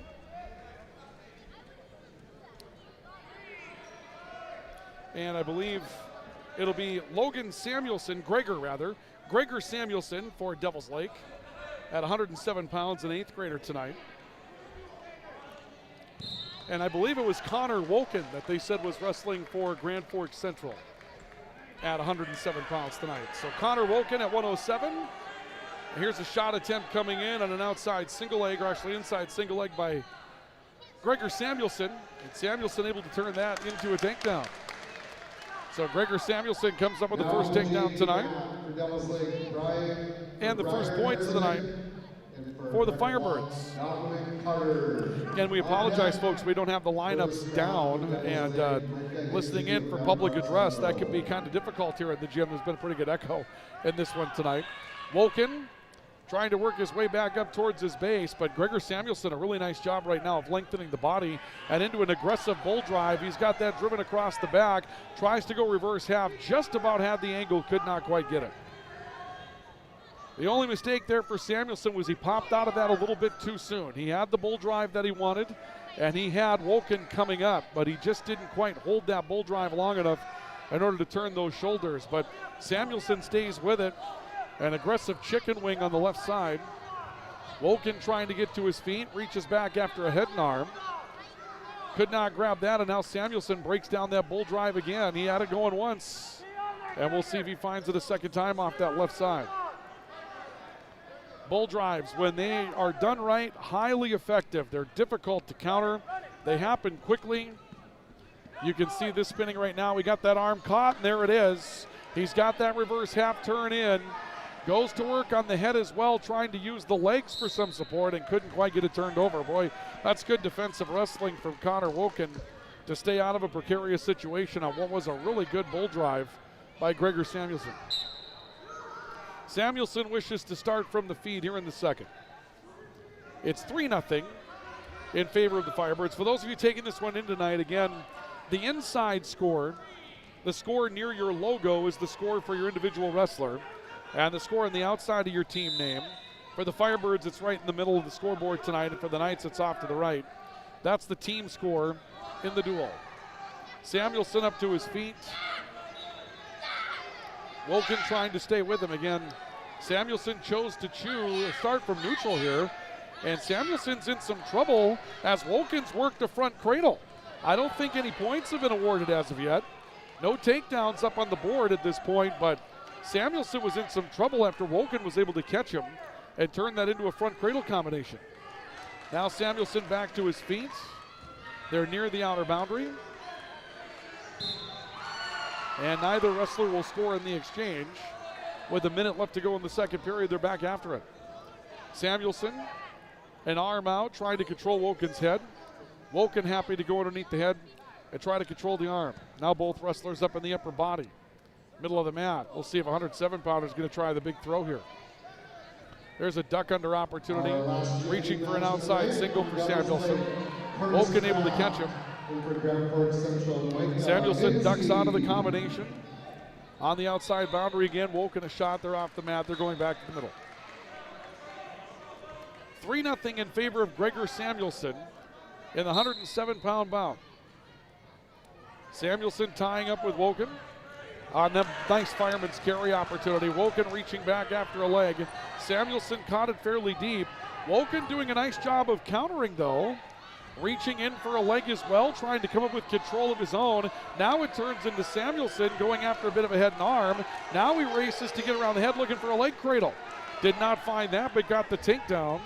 And Samuelson will make it a 6-0 lead for the Devils Lake wrestler in the 107-pound weight class, and that'll bring us to the end of the second period. Gregor Samuelson, an 8th grader. Connor Woken, a freshman. And you can see the difference here. I mean, there is probably 7 or 8 inches difference in the height of these two wrestlers. Woken with a long body, but Samuelson stood his ground pretty well in this 107-pound bout. 6-0 in favor of Gregor Samuelson at 107. Another fireman's carry opportunity for Samuelson. And he's got the leg tightened in. Woken collapses onto a hip, trying to scramble off of it. No takedown awarded as of yet. They're off the mat, no points. They'll start from the feet.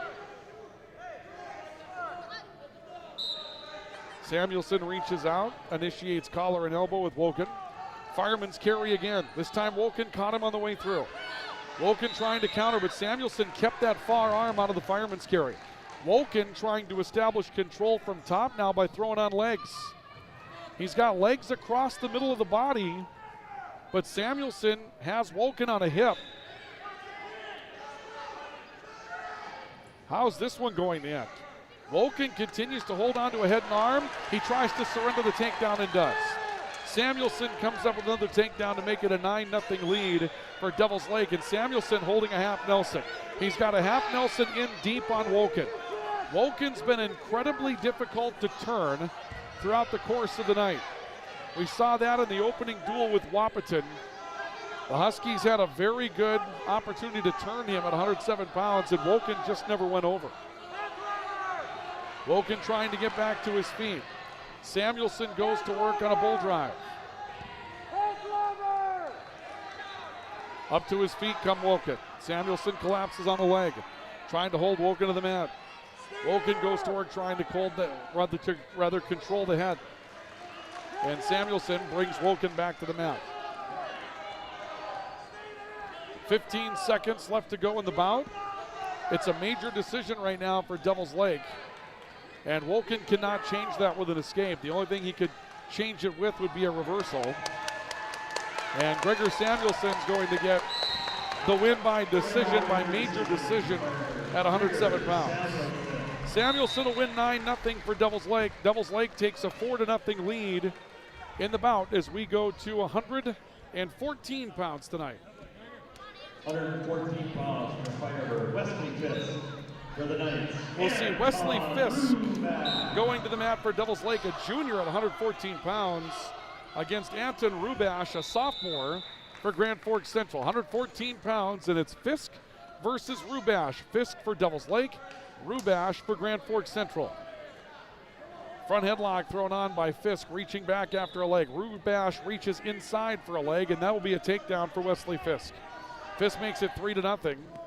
Looks over the top. He may have worked some kind of cradle on the inside of the body, and he's got Rubash in some trouble as he's locked up a cradle on Rubash. It was a front cradle, but not really a front cradle that you've come to know and love. And now Fisk rolls legs on as Rubash is turned, but only to give up one count, and Rubash will get back to his base. No scoring out of those turns, but now Fisk has Rubash in a deep head and arm. Goes to work pressuring, and Rubash is in trouble. Rubash turned, and the fall recorded at 55 seconds. 55 seconds, that'll make it 10-0 in favor of Devil's Lake as they start off with a big lead tonight after two bouts in the duel. We get ready to go to 121 pounds tonight.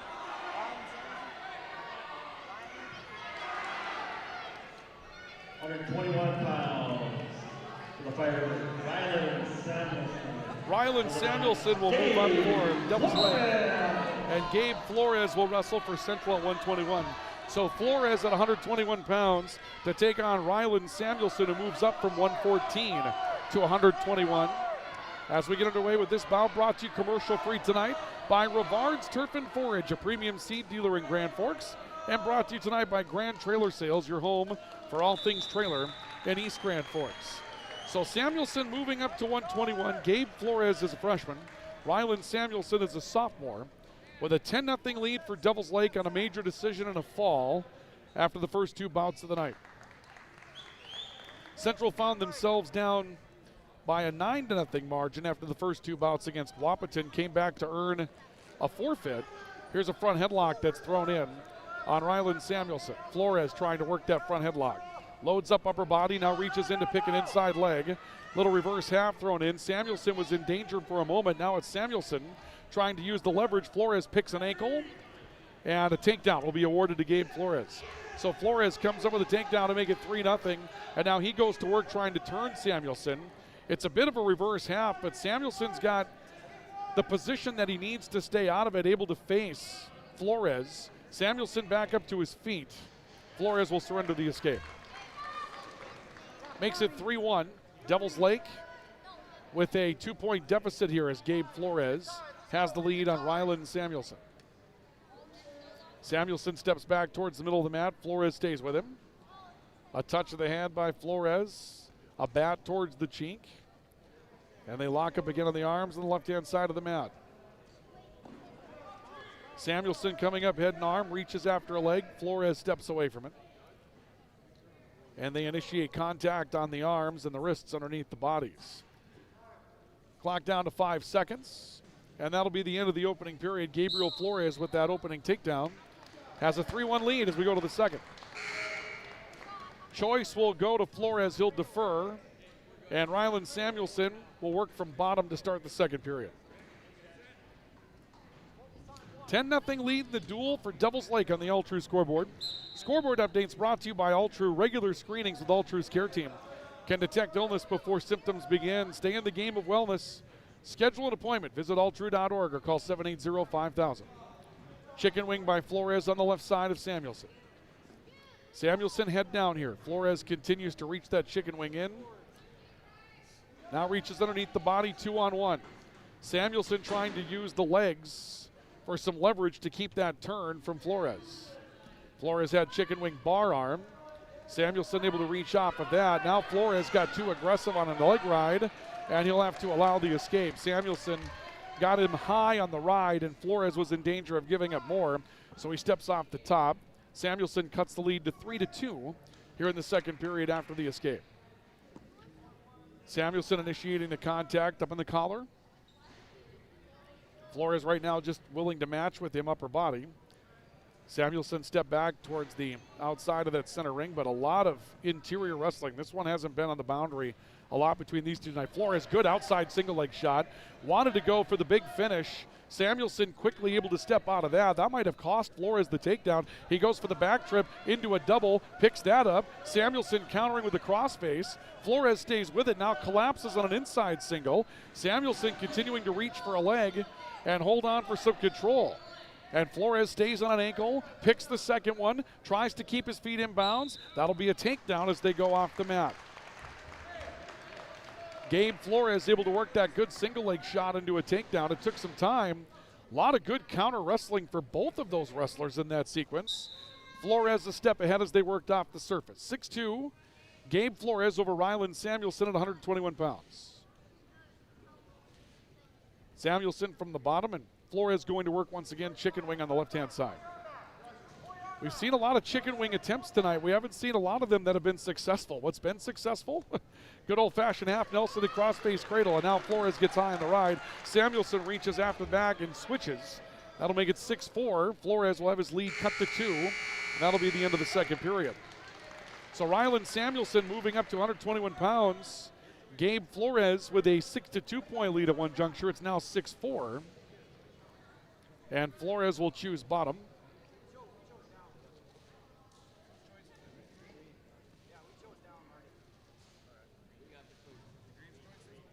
They're looking to confirm whose choice it is, and Flores has chosen the bottom position. So Flores will choose bottom. Samuelson will ride from the left-hand side. Flores looking to step up towards his feet. Got a high head, tried to reach back after Samuelson. Sometimes that's dangerous, and Flores will let it slip through, probably wisely so. Samuelson a collapse, going 2-on-1 underneath the body. Got a count of near fall, but Flores defended it well and got back to his base quickly. Now it's Samuelson looking for the chicken wing turn. He's got chicken wing bar arm in on Flores. Flores head down here.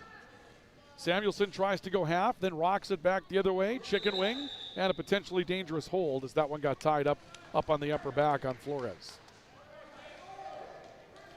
We'll reset from the middle once again. Samuelson choosing more of the traditional left-hand ride stance. Flores short sit, reaching back after a switch. Samuelson sat with it. Flores reaches back after a leg, turn, kind of go Granby with it. One count of near fall, and then rolled through on the Granby, but Samuelson rolled with him. And Samuelson now going to work again, 2-on-1 underneath the body. Flores trying to come up to his feet. Samuelson reaching underneath the body, looking chicken wing on the right-hand side, 2-on-1 again. He's been happy to just try to turn that and grab 2 points if he can get them on a really quick lightning turn. If he doesn't hold it, that's okay. He ties the matchup. Here's chicken wing again. Flores puts the shoulder down to look away from the chicken wing. And an attempt by Samuelson to roll him through. Flores reached after a leg. And now Flores, sensing that Samuelson's ride is high, trying to keep a hip up.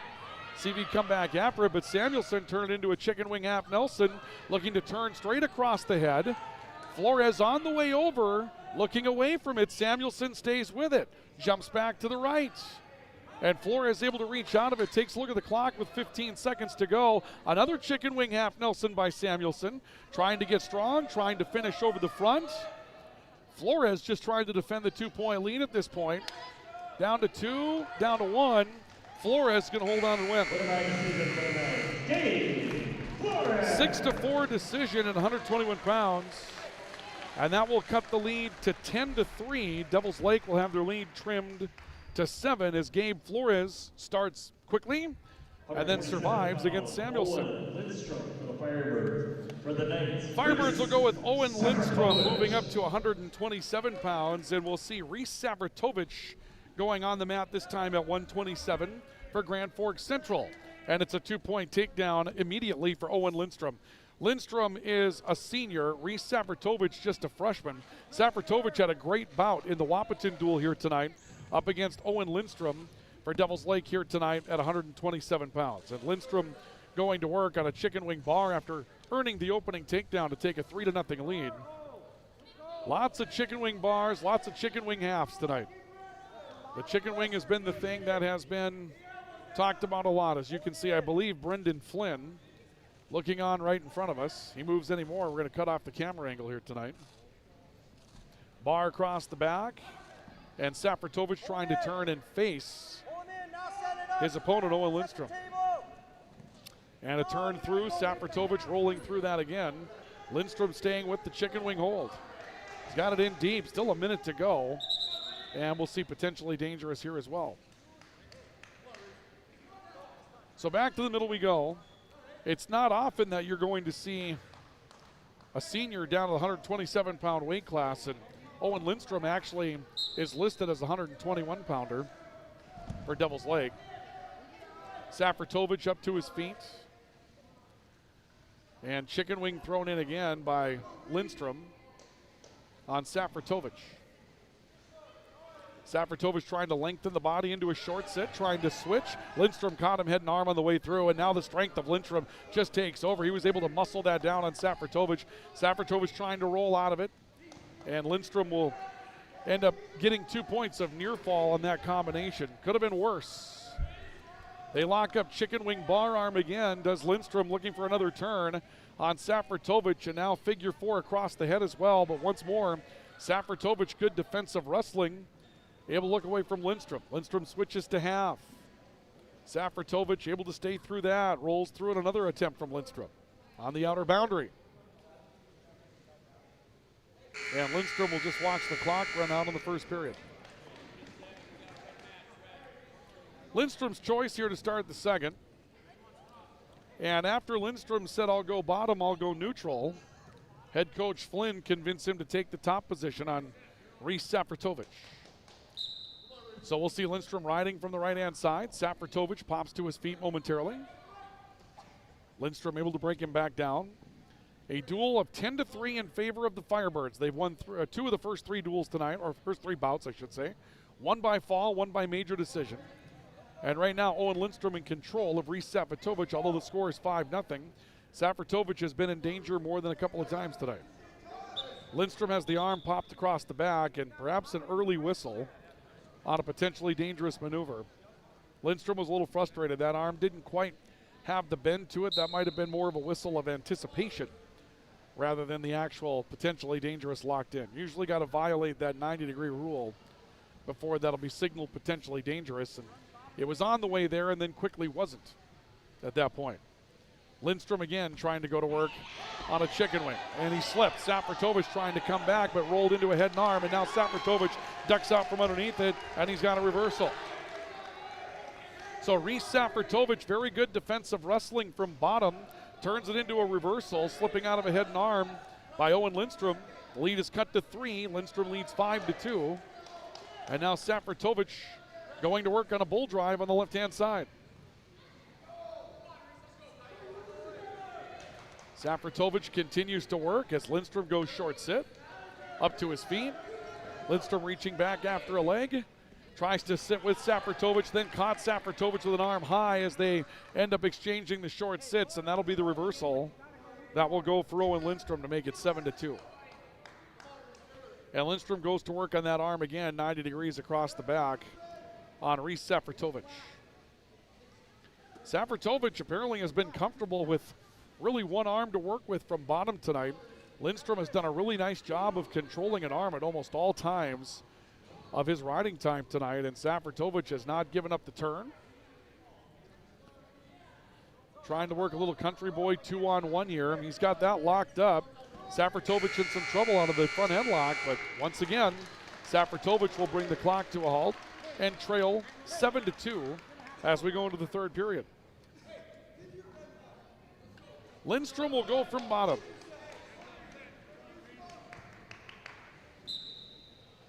And we're underway to start the third period. Safratovic down by 5 to Owen Lindstrom. Safratovic trying to lock something up on the back. Brings Lindstrom down, quick sit and turn. And now a little bit of trouble as Safratovic losing control of Lindstrom. Lindstrom trying to sprawl out to earn his escape. He's got front headlock in on Safratovic as well. And there's the escape for Owen Lindstrom. That'll make it an 8-2 lead.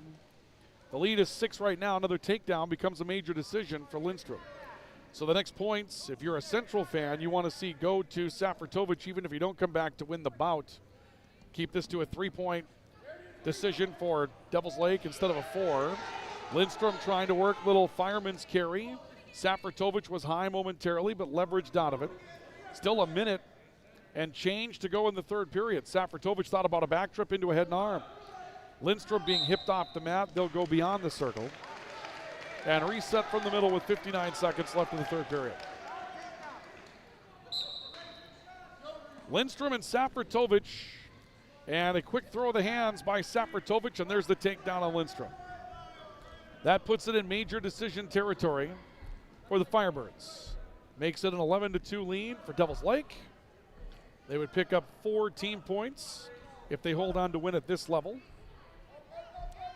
And every point is big in a duel like this one, as an escape will be surrendered to Safratovic. That'll make it 11-3. Still an 8-point lead, though, still in major decision territory. Down to a knee for Lindstrom. Safratovic staying with him, meeting him. Safratovic reaching out after a leg. 15 seconds to go. Lindstrom again just throws the arms, picks up a little duck under takedown, takes it to 13-3, and then actually rather 14-3, and now 14-4, the lead 10. Only 10 seconds to go. Probably not a time to work this into a technical fall for Lindstrom. He'll surrender an escape, makes it 17-5. Actually, he could. Doesn't get the final takedown. It'll stay a major decision. Lindstrom gets that takedown, and that makes it a major decision, but Lindstrom will win it by a score of 17-5. That'll be 4 points for Devils Lake, and they'll take the lead to 14-3. For the night,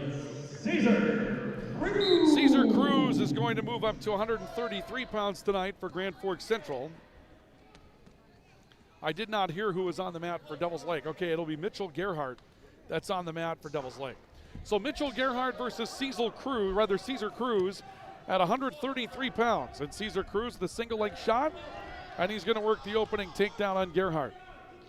So a 3-0 lead for Caesar Cruz to start the match. 11-point lead for Devils Lake in the duel at 14-3. Gerhardt turning, able to face Cruz at this point. Wants to go fireman's carry with it, throws Cruz over, and Cruz left to surrender the reversal. Make it a 3-2 lead in favor of Caesar Cruz. Pressure. All he wants is side rolls. All he wants is side rolls. You can hear Coach Flynn in the background talking about Caesar Cruz's strategy. Gerhardt working back on Cruz. Cruz back up to his feet. And we'll see a whistle, and they're going to rule that potentially dangerous. Leg ride into a half Nelson from the feet. And so they'll go back to the middle and set up from the middle. 3-2 your score. Caesar Cruz leading on the opening takedown over Mitchell Gerhardt. Sit out and turn for Cruz. Cruz trying to sneak the arm through. Now reaches back after the hips, and a nice re-switch by Gerhardt to keep that from scoring. Cruz had a good look at an angle, but he got greedy, tried to go for 2. And Mitchell Gerhardt was very comfortable with the re-switch, came right back after it. And no loss of control for Gerhardt means no scoring for Caesar Cruz. It remains a 3-2 matchup for Cruz. 30 seconds left to wrestle in the opening period. Cruz back to his feet, throws an aggressive reverse half Nelson, head and arm, and he's got his man in trouble. Gerhardt in trouble in the middle of the mat out of an aggressive reverse half from the feet. Legs thrown on as well. There's the fall for Caesar Cruz. 1 minute 47 seconds for Caesar Cruz. That's a big win for Grand Forks Central as Cruz will cut the lead to 14-9 for Devils Lake. That's a big win for Caesar Cruz at 133 pounds. And we'll go to 137. 139 pounds. Rather, 139, my apologies. Daniel Charbonneau will wrestle for Devils Lake. And Zach Nelson's going to move up to 139. So 139 pounds, Zach Nelson will move up. And he'll move up against Daniel Charbonneau of Devils Lake, with Central now trailing by 5 in the duel at 14-9. Zach Nelson tying up an arm momentarily. And the two wrestlers meet in the middle of the mat in a lockup once again. Charbonneau doing a nice job of kind of muscling in on Nelson here, controlling the middle of the mat. Interesting look out there for Zach Nelson. He's wearing one red wrestling shoe, one yellow wrestling shoe, kind of the gold and red colors that Devils Lake would typically theme themselves after. Charbonneau reaching out. Quick fireman's carry opportunity into an outside single. Nelson on the hips momentarily, reaching back for a counter on a leg. Looking to hook up a leg. He's got to surrender the takedown. He will do so. Charbonneau will take a 3-0 lead in the matchup. Again, good counter wrestling by both wrestlers. Nelson trying to withstand that, but didn't have the angle. He'll go back to the middle and set up as they move off the middle of the mat. Down to one mat now in the gym. They had two mats out. They had the girls' varsity matches earlier and then went JV on the mat to our right. This is the only mat in action now tonight. Charbonneau from top. Granby roll, and Nelson was caught on the way through. Able to roll back through it, however. And Charbonneau going to work on the right side, little deep waist bull drive. Got Nelson in some trouble on a 2-on-1 momentarily. Nelson reaching in underneath the body, trying to peel off some contact from Daniel Charbonneau.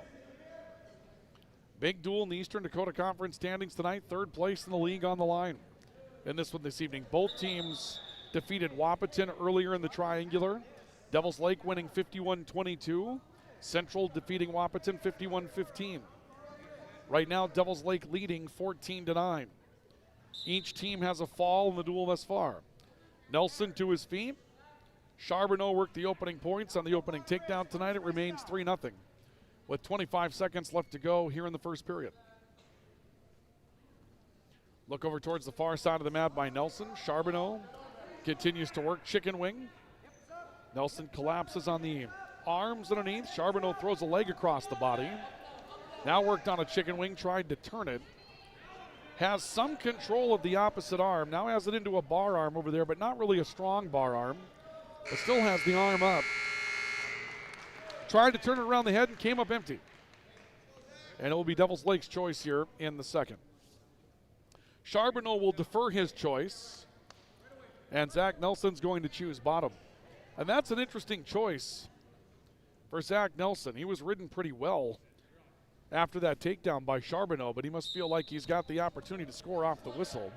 Pops to his feet, goes to work on the hands. Charbonneau stayed right with him.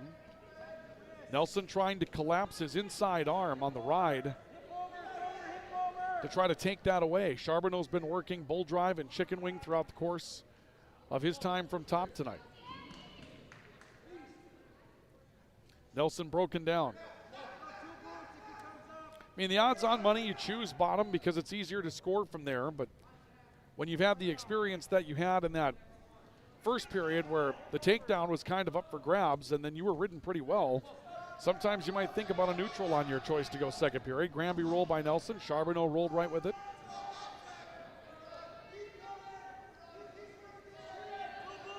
Charbonneau collapsing.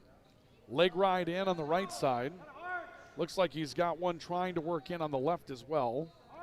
And Nelson's had to bring his hips in to keep that from going that direction, and we'll see a stalemate. But that's over a minute of opportunity for Nelson to score from bottom. That's off the board. Charbonneau's done a really nice job of staying with Zach Nelson after earning that opening takedown. Nelson into a short set looking switch. Charbonneau countered that off just with some leverage. Now Charbonneau tries to hook an ankle. Charbonneau thought bull drive, little side roll. And Zach Nelson turns Charbonneau. And now he's got Charbonneau in some trouble in the middle of the mat. The side roll by Zach Nelson. Nelson keeps a leg. He's going to get near fall and a reversal.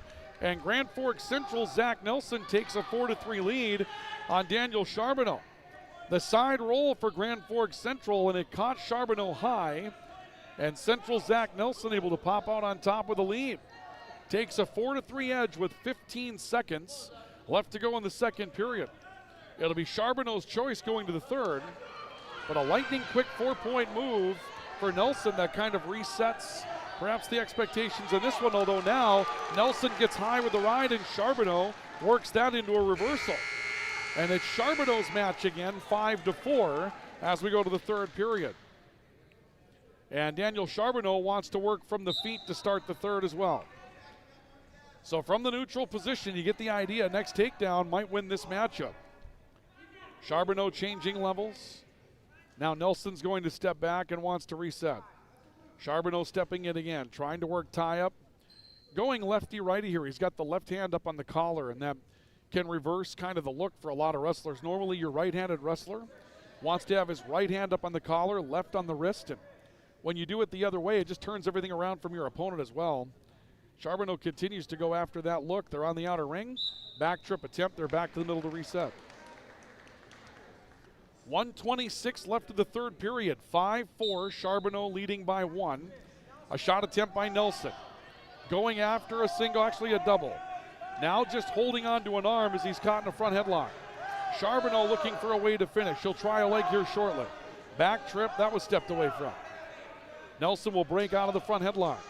1:05 left of the third. Not time to panic as of yet, but about another 30 seconds goes by, and if you're Nelson, you're going to find something good. And now Charbonneau slipped out of one.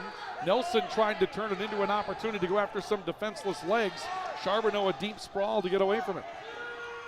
50 seconds left of the third. Nelson goes underneath the arms. Charbonneau steps away. Charbonneau doing a nice job, though, of taking that first step back. Maybe wrestling defensive, but wrestling defensive enough with a little forward momentum to keep the rules committee at bay, if you know what I mean. Arm drag attempt by Charbonneau. Nelson shoots, and they're out of bounds. 28 seconds left to wrestle here in the third. Daniel Charbonneau leading Zachary Nelson 5-4 in our bout at 139 pounds tonight. Charbonneau Nelson with 15 seconds left to go. Now Nelson's going to have to make something happen. They're off the mat again, and now a caution for stalling against Charbonneau. Charbonneau threw Nelson off the mat with 12 seconds left. So Charbonneau's been cautioned. He starts moving in. Nelson a double leg chance. Tries to flex it up. Charbonneau sprawled out of it. Down to 5 seconds. A back trip attempt. They slip off the mat again. Charbonneau will hold on for a 5-4 victory. It's a big win for Charbonneau. Increases the lead back to 8 at 17-9 in favor of the Firebirds in the duel as we get ready to go to 145 pounds. I believe Lucas Weber is going to move up to wrestle 145 tonight. And Tucker Bennett will wrestle for Devil's Lake at 145. So Tucker Bennett at 145 against Lucas Weber of Grand Forks Central. Bennett for Devil's Lake, 17-9 in the duel. Devil's Lake leading by 8. And an active few moments from the feet thus far.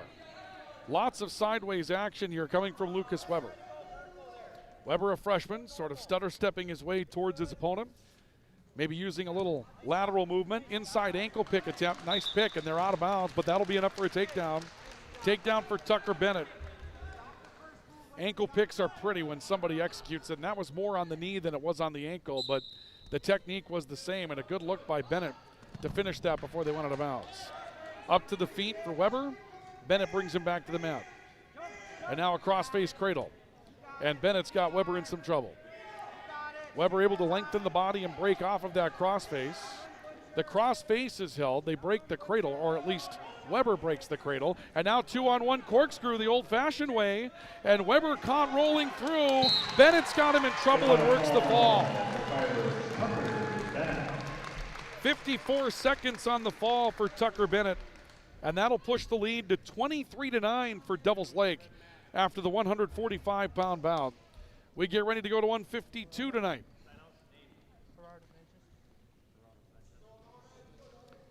$152 for the Firebird, Gerardo Sanchez. For the night, Michael Norman. Michael Norman will go to the mat at 152 tonight for Grand Forks Central. And I do not see who they moved up at 152 pounds on their varsity roster tonight. They had a wrestler named Sanchez that moved up, but I don't see him on their roster this evening. I believe he checked in as Sanchez. That was correct. We'll go with that. For now, we see one that's, I mean, they've got 100 guys on the roster tonight for Devils Lake, and when I heard Sanchez, I'm just not sure who that is. Norman with a shot, single leg attempt, into a double leg, has Sanchez up in the air, now trying to figure out how to finish, and he wants to bring Sanchez to his back. He brought him down in his head. That's going to be an illegal technique. It's going to award a point to Sanchez. He had him up in the double leg and tried to finish him right to his back, as Devils Lake needs falls at this point. And now Sanchez reaching back after his back as if he had taken a bit of a hit here. And Brendan Flynn is going to step in and talk with his wrestler. Oh, there he is. Geraldo Sanchez moving up from 139 to 152. So this is a 2-weight class jump for Gerardo Sanchez. So Gerardo Sanchez on the mat at 152 pounds against Michael Norman. Sanchez will continue. Shot attempt by Sanchez, low on an ankle. Norman trying to counter. Throws in a cradle of sorts and trying to flex his leg out of control, and he does. Now Sanchez is cradled, but Norman has Sanchez in the interior of his body. That was precarious for a moment. Norman stays with it, picks up a takedown, and takes a 2-point lead by a score of 3-1. So a takedown for Norman. And Sanchez moving up 2 weight classes from 139 to 152 to see Michael Norman tonight. They're on the outer ring. Norman trying to find an opportunity to attack Sanchez underneath the body. Meanwhile, Sanchez just trying to keep a foot in the ring if he can, and watch as the time kind of ticks away here in the opening period. Quick short sit by Sanchez. And now with both wrestlers out of the ring, they'll come back to reset with 10 seconds left to go in the first period. Gerardo Sanchez is a senior. Michael Norman is a senior. Norman will choose to ride from the right side. The other direction, if you will. Clock down to 5 seconds. Norman reaching underneath the body for some control, and that's going to end the first period. Sanchez's choice here in the second, and he wants to work from the feet. Sanchez had a good shot on Michael Norman, low on the ankle, back in the first period, but that was after Norman had been able to put him up in a double leg, had his chance to finish him, and tried to bring him down to his back, and literally dropped him on his head. Gave up the technical violation point to Sanchez. Sanchez reaching out, initiating aggressive contact, and Norman just throws the head through. Shuck takedown. We've seen that a lot tonight as well. Michael Norman takes his lead to 5, but the ride is high, and Sanchez was able to hook an ankle on the way through. Norman tried to roll him through out of some sort of head and arm, but it was against his body. Sanchez able to hook that leg on the way down, and that was a big move by Sanchez, as that's given him a little bit of leverage to work with here at this point and keep Norman from a pinning combination. Now Norman breaking Sanchez down, frees his leg, and that will give Norman an opportunity to work from top. 6-1 your score. Michael Norman with the lead on Gerardo Sanchez. Norman for Central, Sanchez for Devils Lake. Central needs wins. Down 23-9 in the duel, with a battle for third place in the Eastern Dakota Conference going on here in Grand Forks tonight between these two teams. Sanchez collapsing on the hands. Norman continues to work 2-on-1 underneath the body. Had it, lost it. Sanchez just lengthening out the body. Norman tries a lunge. Now comes high. Gets wide on the outside as well. And a chicken wing. And a chicken wing being turned on Sanchez, and Sanchez is in some trouble. Norman has that deep. Official looking for the fall. Norman continues to sag. Sanchez trying to push a leg off, and he's fouled. 3 minutes, 47 seconds on the time. Michael Norman gets a big win for Grand Forks Central. They needed one coming back. They get a fall for 6, and it's 23-15. Devils Lake will have their lead trimmed to 8. As we go to 160 pounds tonight. Logan Charbonneau was the listed 160-pounder tonight for Devils Lake. 160 pounds, the Fires, Kobe Levitt for the Knights. And we're going to see Petron. Kobe Dronin-Levitt, will go at 160 pounds tonight. So Kobe Dronin-Levitt will go at 160 against Landon Petron of Grand Forks Central. And a shot attempt by Petron, low on the leg. Reaches back after an arm, has a takedown. And it's a quick 3-0 lead tonight for Petron. So Petron coming up with a takedown. Brings Levitt down to the mat. Has the far arm picked underneath the body. Going to try to convert that into crossface. He does. Levitt tried to get to his feet. He's just turned out of a crossface turn. And then we saw perhaps Petron getting a little too aggressive. Got out in front of it. Didn't keep his body with the crossface. They're off the mat. They'll go back to the middle and reset. Petron, lots of energy to get things started. Had that crossface in on Kobe Dronin-Levitt. And we've seen that old-fashioned finish here tonight, that old corkscrew pin that's been, I like, that was a technique that I liked to use when I was doing this thing about 120 years ago. Dronin-Levitt tries to jump across the body on Petron. He is able to pull it off. Petron still holding a leg to try to keep some control, but right now Petron might want to think about giving up. Well, right now he's got that outside leg in rather tightly. No, they're going to give the reversal to Levitt. So Levitt works a reversal to make it 3-2. Petron still holding the leg. He thinks he can do something with that with 50 seconds left to go in the period. And now he's brought Dronin-Levitt to a hip as holding onto that leg was the right move. And Levitt's turned out of that crossface again. And now it's head and arm. And Levitt's in some trouble in the middle of the mat. And again he bridges off his back and is able to get the escape. 3-point near fall is awarded on the reversal 2, the near fall 3, a 5-point combination for Petron, and now a low single leg shot into a takedown, only to see a turn and a reversal coming in for Levitt. And they're going to give him 4 points of near fall, or rather 2 points of near fall as well. That'll make it 11-7. So this is a scoring fest here in the 160-pound matchup. Both wrestlers have had opportunities. Petron has had obviously the more aggressive night, but 18 points scored between the two wrestlers in the first period. It's 11-7 in favor of Michael Norman, Landon Petron here at 160.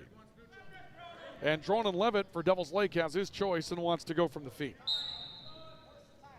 Second period underway. Levitt tries to throw the head again. It's been an effective technique tonight for a lot of wrestlers. Nice little arm drag shot into the inside pick again, but this time Petron caught him. That was a good technique by Levitt. He made it look smooth, but Petron caught him. Levitt staying with it, trying to use strength to get up on the body of Petron, but Petron has reverse half in here at this point. And Petron's going to perhaps get the takedown. He hasn't jumped back yet. He wants more. And he's got a front cradle. Petron able to roll Norman back. He's got Levitt in trouble. Levitt turning. Looks like Levitt may have run out this time. He's tried to roll through that combination a couple of times tonight. This time Petron's got it high on the arms and has good position. Got a little loose as Levitt continued to roll. Levitt popping back. Petron goes to work, corkscrew finish, but once again, Levitt able to roll off of his back. And now we see Petron going to work on the corkscrew again, trying to turn it once, pulls Levitt back to the middle of the mat, trying to finish it again, goes back to the corkscrew, turns Levitt in it, official looking for the fall. Levitt again makes a burst and is able to roll off of his back. 4 points of near fall for Petron. And that'll make it 18-7. And now Petron another turn. And he's got Levitt in trouble again. And Levitt this time may just not have the energy to get out of this thing. Official looking for the fall. There it is. 3 minutes, 35 seconds for Landon Petron. A big win for Petron that will cut the Devils Lake gap to 2 at 23-21 as we get ready to go to 171 pounds, rather 172 pounds. So the Knights get back to within a 2-point margin on back-to-back falls. For the Knights, Aiden Hinsey.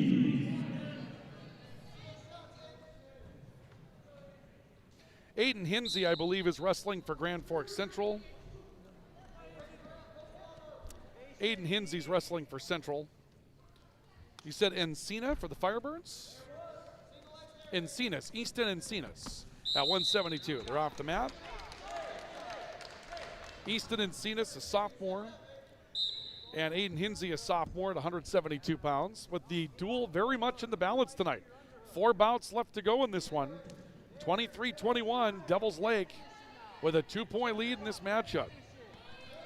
Hinsey and Encinas. They meet one another on the right side. Outer boundary, a throw attempt by Encinas. They're going back to the middle to reset. They'll reset from the middle again. Again, Devils Lake coming into the night 3rd place in the league. Central in 4th place. Devils Lake just 1 dual loss this season. 5-1 now after defeating Wahpeton earlier tonight. They're off the mat again. Devils Lake beat Wahpeton, or rather, yes, beat Wahpeton 51-22. Earlier tonight, Central defeated Wahpeton 51-15. Close comparative scores, basically just about apart at that point. Right now, Central down by 2. Duck under attempt here by Hinsey. Encina's trying to get off the mat. Hinsey stays with him, but they did scamper off the mat. They'll go back to the middle to reset. Encina struggling momentarily, reaching down after his left ankle. Hinsey waiting for him in the middle of the mat, and there they go again. So Aiden Hinsey, good duck under attempt. Pops the head, comes back after a collar and elbow. Encina's throwing the head again, and he's got Hinsey in some trouble, landed on the hip. Hinsey was able to step up and meet him, and they're off the mat again. We've seen that shuck of the head technique all night long tonight. Both teams have done it. Just looking to get leverage and step sideways. Not a lot of clean technique there. You're throwing the head, and what you're hoping for is that you time your side step well enough to where you're on the side of your opponent, and you've got a good quick scramble to try to move around and get the takedown. And you can see why that technique comes into play.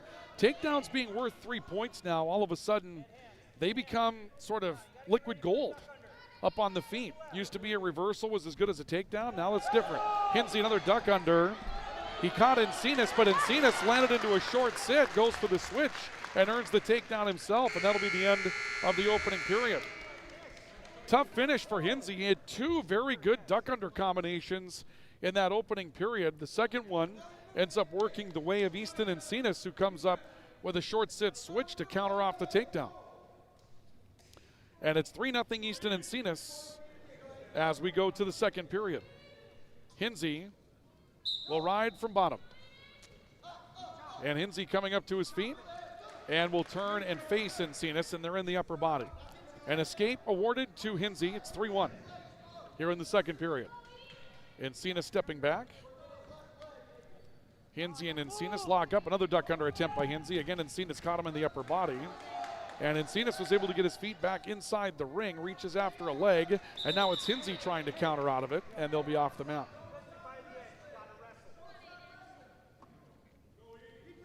Back to the middle they go with 1:35 left to wrestle here in the second period.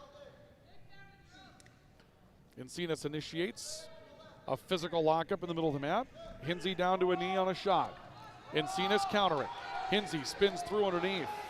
And they come back up and meet each other on the feet once again. Encinas, interesting wrestling here.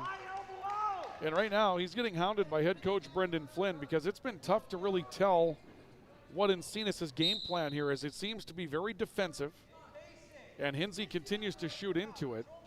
So Encinas is there trying to counter and then looking perhaps something upper body. A little unorthodox, but at the 172-pound weight class, not unheard of. He hasn't really had a clean technique towards the feet. Hinsey double leg. Encinas trying to counter, a little gut wrench. Hinsey turns it into an outside single. They're off the mat again.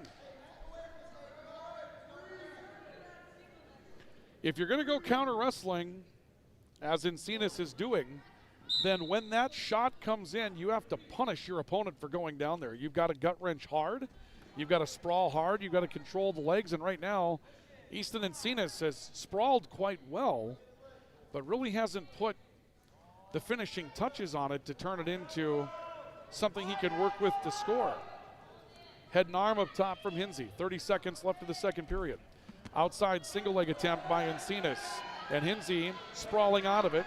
Encinas turning into it, going deep on an outside single. Hinsey trying to break it crossface, picking a leg. Hinsey now tries to throw it. They're off the mat again. You can see maybe why Encinas isn't as comfortable going after the legs. Shot attempt that was caught pretty easy that time by Hinsey. 10 seconds left of the period. Still 3-1, the opening takedown for Encinas. Counter wrestling well with that short sit switch out of a duck under by Hinsey is the difference right now in the bout. Hinsey outside single again, time runs out. Hinsey had a good double leg working, but time runs out as we go to the third. And the choice will be to Encinas, and Encinas wants to go from the feet. So Easton Encinas will choose from the feet for the third period. 3-1, Easton Encinas by 2 at 172 pounds. Could be a pivotal bout in the matchup. One combination here could decide a lot that goes forward. Hinsey up in the head and arm, a shuck by Encinas. Hinsey tries to counter, head and arm lock again. Hinsey's had some good shot attempts here tonight in this bout. And Encinas has been very defensive from the feet. 1:25 left of the third. The official taking a look. Encinas shucking the head again. And I think right now Encinas probably isn't doing enough to satisfy the official. Duck under, throw attempt by Encinas, a foot's in, and that's a takedown for the big Grand Forks Central 172-pounder Aiden Hinsey. A huge pop of a takedown with Hinsey able to keep a foot in bounds to score that takedown after Encinas tried to counter out of it again. And Hinsey leading by 1. Encinas has been good from bottom, reaches after a switch. Hinsey collapse on the hips. Encinas continues to short sit through it. And now Hinsey gets up on the back and brings him back to the mat with under a minute to wrestle here in the third period. Hinsey continues to work on Encinas. Encinas head down on the mat right now.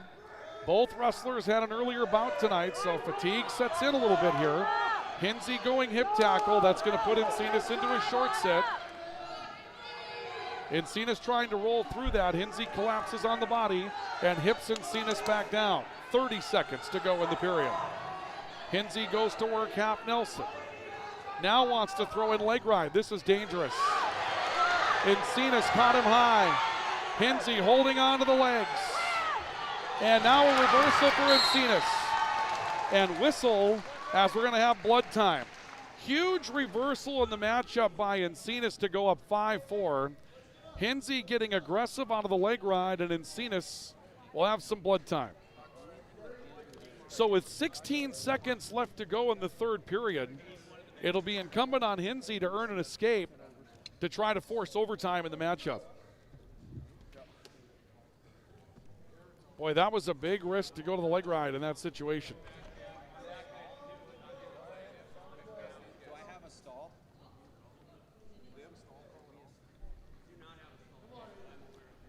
Let's see what happens here. You can hear in the background Brendan Flynn asking if his wrestler had a stall yet.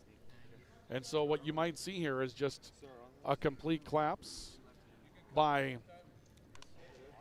Easton Encinas, just trying to hold on to the final position there as they continue the blood time. Right now, I think they have the blood under control. They're just trying to clean up the wrestlers. All right, here we go. 16 seconds left. Hinsey's going to need a big move from bottom to try to tie the matchup. 16 seconds left of the third. Hinsey up. Encinas bear hugs him down. Hinsey to his feet again. Goes into a side roll. A clasping call. A clasping call against Encinas. Encinas hit for clasping. Hinsey stands up. They're off the mat on the right side. And it's a reversal at the whistle. And Hinsey will win it. The reversal was rewarded by the official. If it stands, Aiden Hinsey has won the match. So on red, so 1 green, right? Yes. And then reversal, 2 green. That's going to be the match. Winner by decision for the night. It'll be a 7-5 decision for Aiden Hinsey, who earns a clasp against Encinas and a reversal at the whistle.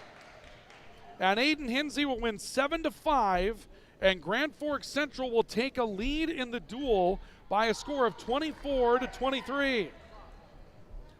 What a scramble at the end of that sequence. And now Grand Forks Central waiting to send somebody out at 189 pounds. Devil's Lake has 4 different, well, correction. They were set to wrestle Aiden Steven tonight. It will be Aiden Steven, an 8th grader. And Ryden Torgerson will wrestle for Central at 189. Torgerson with a single leg shot. And he's got Steven in some trouble. This is a tough weight class for an 8th grader to wrestle, but strong. You wonder if that is even accurate, if that's the way that goes. They'll go back to the middle and reset. Aiden Steven does not look like an 8th grader. Back to the middle they go. Another shot attempt here by Torgerson. And a good sprawl by Steven. Torgerson, though, with a strong lift out of the single leg. And Steven's on his way back down. And a takedown for Torgerson will make it 2-0. So 24-23, Grand Forks Central has a lead in the duel at this point. We'll reset the scores for you. And the opening takedown for Torgerson here at 189 pounds. 2 bouts left to go after this one. And the duel very much in the balance between these two. And they're off the mat on the left-hand side.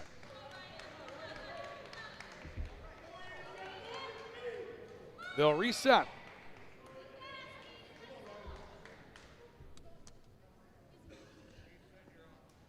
Steven will be from bottom. And Torgerson will ride from the left-hand side. Steven a lurch. Torgerson hips him back down. And now Central going to work. Up top, little cross-face action here from Torgerson. He's got Steven locked up in the cradle, looking to pull him over. There's 58 seconds to work, and Steven's over in the cradle. And as Steven gives up the fall, it's a big, big deal.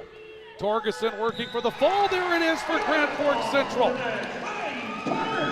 1:13 seconds. Ryden Torgerson gets the fall for Central, and it's 30-23 Knights with 2 bouts left to go. We'll go to 215 pounds tonight, and Central has an opportunity to win it in this bout. Carter Ironheart will step up to 215 for 189 for Devil's Lake. For the Knights, Logan Voorhees. And Logan Voorhees will step out and step up as well to 215 pounds. So it's Voorhees versus Ironheart at 215. A 7-point lead for Central. A win of this bout, they win the duel. And a first takedown for Voorhees will make it 3-0. Voorhees goes to work underneath the body. A win for Devil's Lake keeps the duel in the balance here at 215 pounds. Ironheart up to his feet. Voorhees trying to hold. Let's go with the lock underneath the body. Holds an arm. Ironheart down on his shoulder momentarily. Back up to his base. Voorhees, little half Nelson bar arm. Ironheart collapsing on that underneath the body. 1:10 seconds left to go, opening period. Logan Voorhees with the lead. Ironheart hipped back to the mat. Voorhees looking. Voorhees went half Nelson. Ironheart looked away instinctively. Right hand side on the outer edge. Voorhees took a look at the clock with 50 seconds left. He's got Ironheart broken down, looking for some way to finish. Tried to take the arm across the back on the left hand side, now jumps to the right. Ironheart back to his base. Now it's Ironheart taking a look at the clock as well. 30 seconds to go. Jim rather quiet as they wait for the next move to happen out of this matchup at 215 pounds. Voorhees thought power half. Ironheart back to his base, head up. Now Voorhees working bar arms underneath the body. Steps in chicken wing. Ironheart on his knees. Voorhees locking up an arm underneath the body, turning Ironheart off to the right side of the mat, and I think Voorhees going to be called for stalling here. Boy, that's a tough stalling penalty to give up if you're Logan Voorhees. He was very busy from the top position, but could not find a combination to work with. He'll ride left-hand side. 3-0 your score, down to 2, down to 1. That's the first period. Choice goes to Ironheart. Takes looks towards Coach Flynn. And the choice is going to be the neutral position. And we'll get ready to start the second period from the feet. 3-0 your score. Logan Voorhees with the lead. And the two wrestlers go again from the feet. Voorhees a good change of levels early that threw Ironheart. Now a low shot attempt by Ironheart from distance. And Voorhees had Ironheart momentarily in the head and arm. Now it's Ironheart that has Voorhees in the head and arm. A throw attempt. Voorhees trying to duck out from underneath it. Has the takedown. Big duck under takedown by Voorhees. You run the gamble in that situation. You don't want to give up the big move, but if you can get the duck under takedown on it, you feel like you've got the strength and you can fight out of it. It's 6-0 in favor of Logan Voorhees. Again, a win by Central in this duel, and they've got the duel in hand. They would have it won. They could not be caught in the 285-pound duel by Devils Lake at that point. 1:13 seconds left to go in the second period.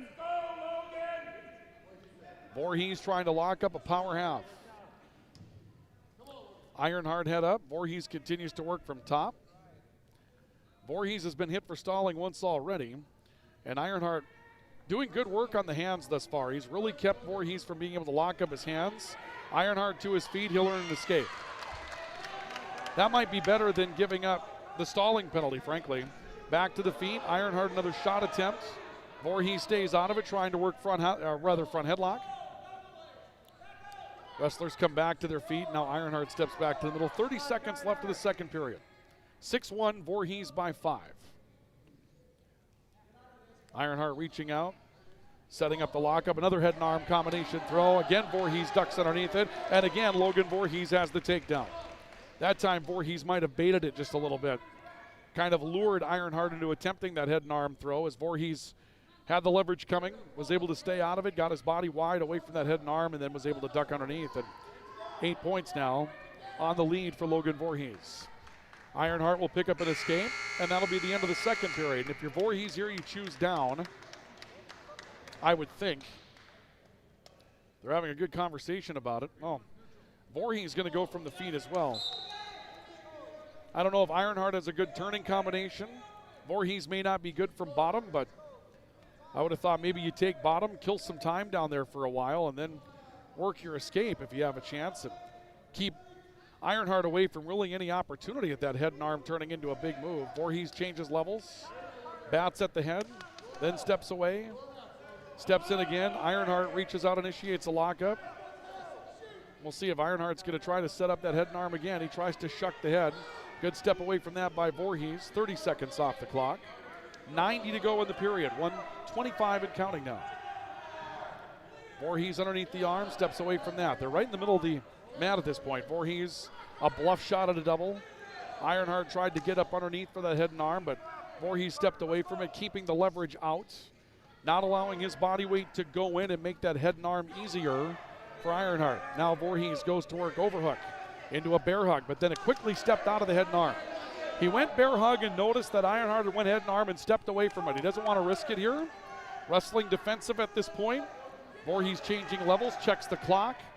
45 seconds. Ironheart working underhook. That's one way to set up the head and arm. He's underhook, overhook here. Voorhees very defensive. 35 seconds. Now Voorhees double leg shot. And Ironheart's down. Big takedown for Logan Voorhees. Makes it 12-2. Logan Voorhees takes a 10-point lead in the bout. And that might be what was necessary to seal it, barring a mistake from Voorhees in the final 20 seconds of the bout. It would be a big dual victory for Grand Forks Central, and they're on the verge of it. Voorhees making it 12-2 at 215 pounds. Down to 5 seconds to go. And Logan Voorhees will earn a 10-point decision at 215 pounds. And the lead will spring to 34-23. Grand Forks Central, they'll lead by 11 And that will put an effective end to the duel tonight. Grand Forks Central going to sweep the night in the triangular. Big win for Central. They'll move their record to 6-2. Devils Lake will now fall to 5-2 on the season as we go to 285. And at 285, Ryder McNally is pinned in 10 seconds. So Ryder McNally is pinned as we saw Braxton Rance go out on the mat at 285 and work the fall in 10 seconds. Your final score in the duel tonight on the All True scoreboard will be Grand Forks Central 34, Devils Lake 29. Central picks up 2 Eastern Dakota Conference wins tonight and improves their record to 6-2. At Central going to 6-2, Devils Lake will fall to 5-2, and Central into 3rd place in the Eastern Dakota Conference with a win over West Fargo already tonight. Nice night tonight for Grand Forks Central. We're pleased that you joined us for it here this evening. We'll say goodbye for now, and we'll send you over to Channel 1 here tonight, where Grand Forks Red River is battling East Grand Forks in boys basketball, and we'll be ready tomorrow night when St. Cloud Cathedral comes to town to take on East Grand Forks in hockey. We thank you for joining us for our coverage of high school hockey tonight on the Rivards Turf and Forage Grand Trailer Sales Sports Network and KNOX Live Sports.